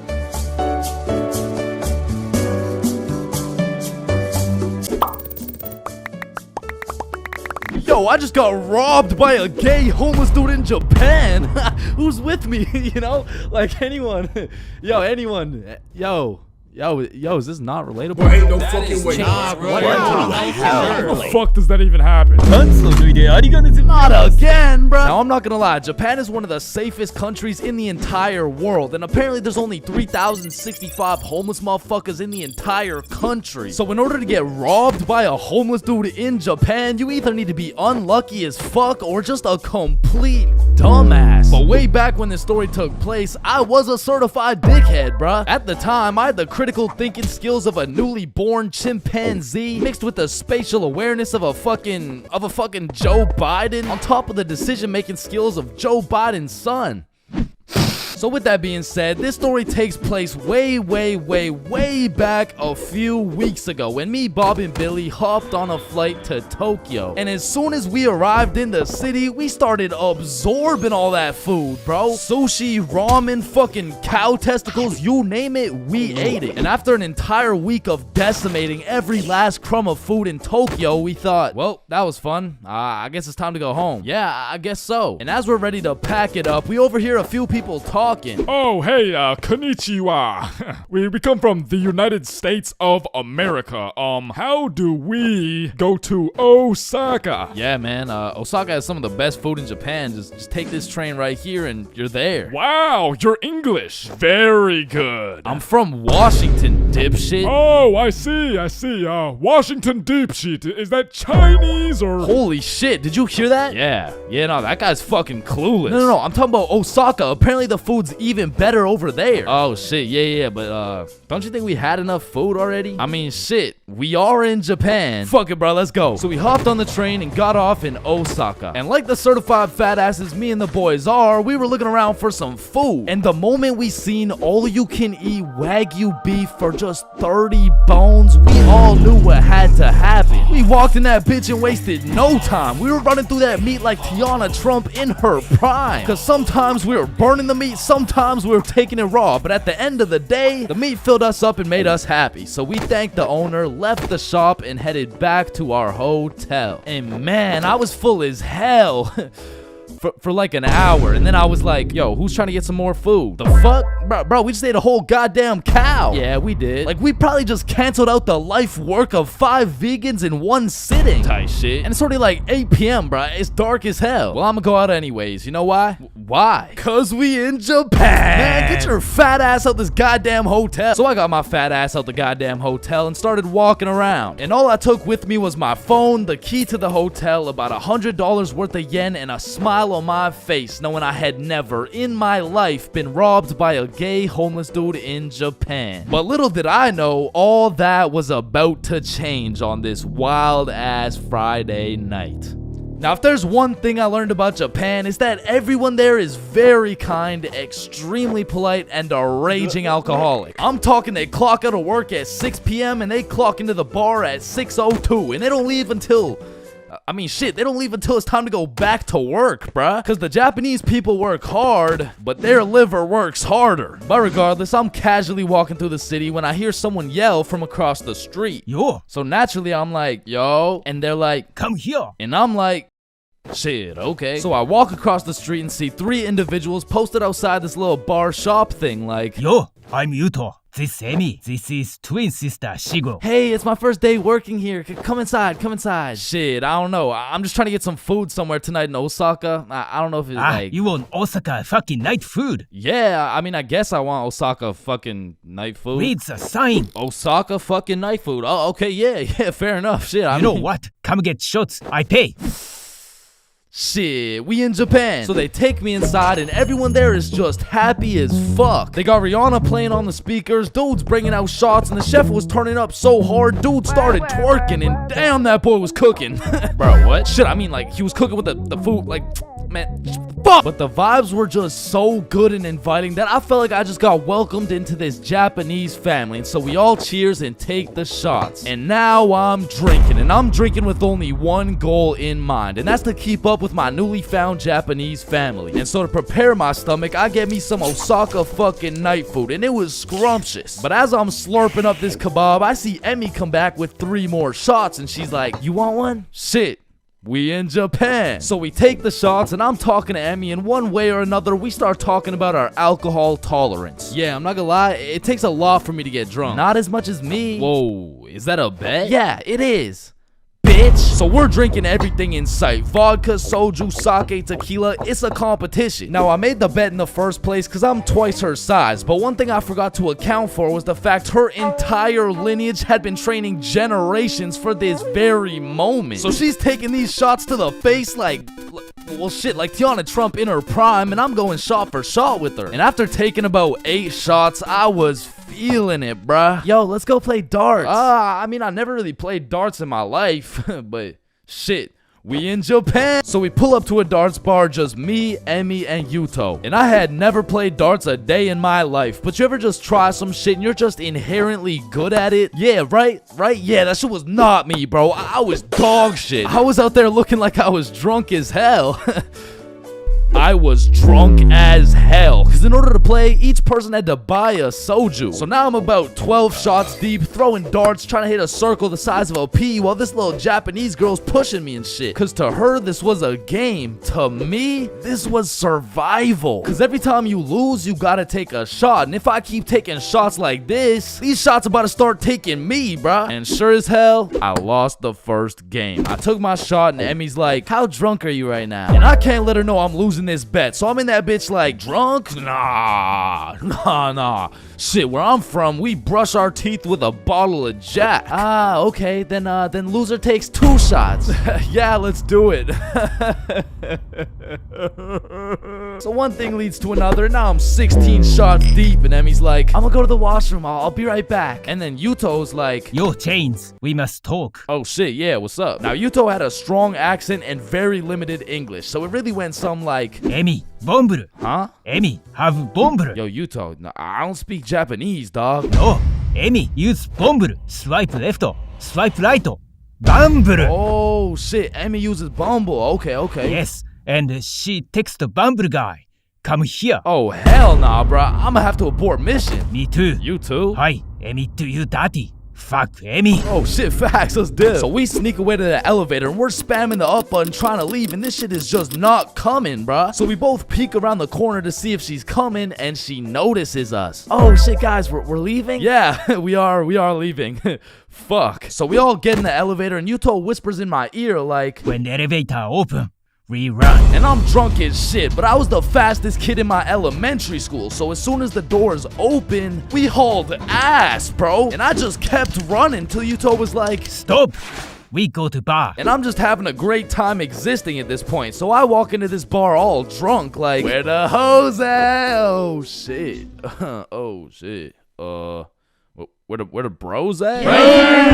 Yuto took me to a gay bar, bruh. Now, of course, there's nothing wrong with the gay bar, but it was the fact that after drinking 16 shots, I just sprinted full speed away from a cute Japanese girl to run straight into a room filled with a bunch of sweaty gay dudes. And these motherfuckers were looking at me like I'm some fresh meat or some shit. And it really just had me questioning my entire life. I was in that bitch confused, frustrated, drunk as hell, ready to crash out. I was gonna leave that bar looking like I would like a fruit explosion. No, Sebastian, what the wrong video? What the fuck? Oh, hey. Is that Diddy? So you're trying to see a fruit explosion, huh? No. So I left the gay bar, called up Emmy, we link back up, and the first thing she says to me is, Fuck you. Fuck me? What? Nah, fuck you. Why'd you run from me? Bruh, you were inviting Bumble dudes and shit. What? No, what are you even talking about? I mean, Yuto said, like, you know what?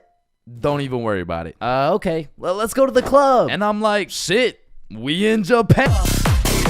So we're at the club doing club shit, and after an hour or so, she's like, Let's take some shots. and I'm like, shit, we in Japan. I am blackout drunk, bruh. I don't even know how many shots deep I am at this point, but all I know is I'm so drunk, I gained the ability to fucking teleport. So I'm in the club, and as soon as I blink, I'm in a bar. Then I'm in a club, back to a bar, to a new club, McDonald's, bar, karaoke club, bar, love hotel. Love hotel? Man, what? What the what? Man, what the fuck? You said you wanted to sleep. Damn. Yeah, nah, I probably said some shit like that. I don't fucking know. So we walk into our room, and the very first thing I notice, the hub on the TV, vibration devices on the bed, protection everywhere. Shorty just lured me to the Japanese freak chamber, bruh. I blink, and we teleport to the bed. But we were just talking like, yo, Yuto said you were inviting dudes from Bumble. Oh my god, okay, Yuto's a liar. Listen, I gotta tell you something, but you can't tell anyone. Yeah, nah, I won't tell a soul, you know. I will not post this on YouTube, clip it up, post it on TikTok, Facebook, LinkedIn, Instagram, Reels, or anything like that, you know, like, yeah, that'd be weird. Okay. So Yuto's homeless. Wait, what? Yeah, like he just goes to the gay bar and then goes back to a dude's house and sleeps there. Damn. Oh man, I didn't even know. And then he steals their money. Wait, he what? Yeah, he just steals their money. Wait, but it's just the gay dudes, right? Yeah, it's mostly just the gay dudes. I check my pockets. The money's gone. Fuck. You said it's only the gay dudes. Yeah, nah, he just steals from the gay dudes. Fuck, I wanna go home, bruh. So I leave the love hotel, and at this point, the sun is coming up, and I'm still drunk as hell, walking like a zombie. I pull out my phone to go use Google Maps, and that shit dies, bro. So now it's just me and my last few brain cells trying to make it to my hotel before I pass out. And I'm stepping over Japanese motherfuckers blackout drunk, sleeping on the sidewalks, thinking I can't end up like them, but honestly, I have no clue where I am, no clue where the hotel is, and no clue what time it is. And after what felt like hours of aimlessly walking around, I blinked and I fell asleep, bruh. And when I woke up, I was in my bed. I genuinely don't know how, who, what, when, or why, but shit, I wasn't complaining. But by the time I got out of bed, it was 6 p.m. and I didn't remember shit. I had to go through my camera roll and piece everything together like The Hangover. But at least that Friday night, I learned a very valuable lesson. Don't try to outdrink the Japanese motherfuckers, bro. You'll lose every time.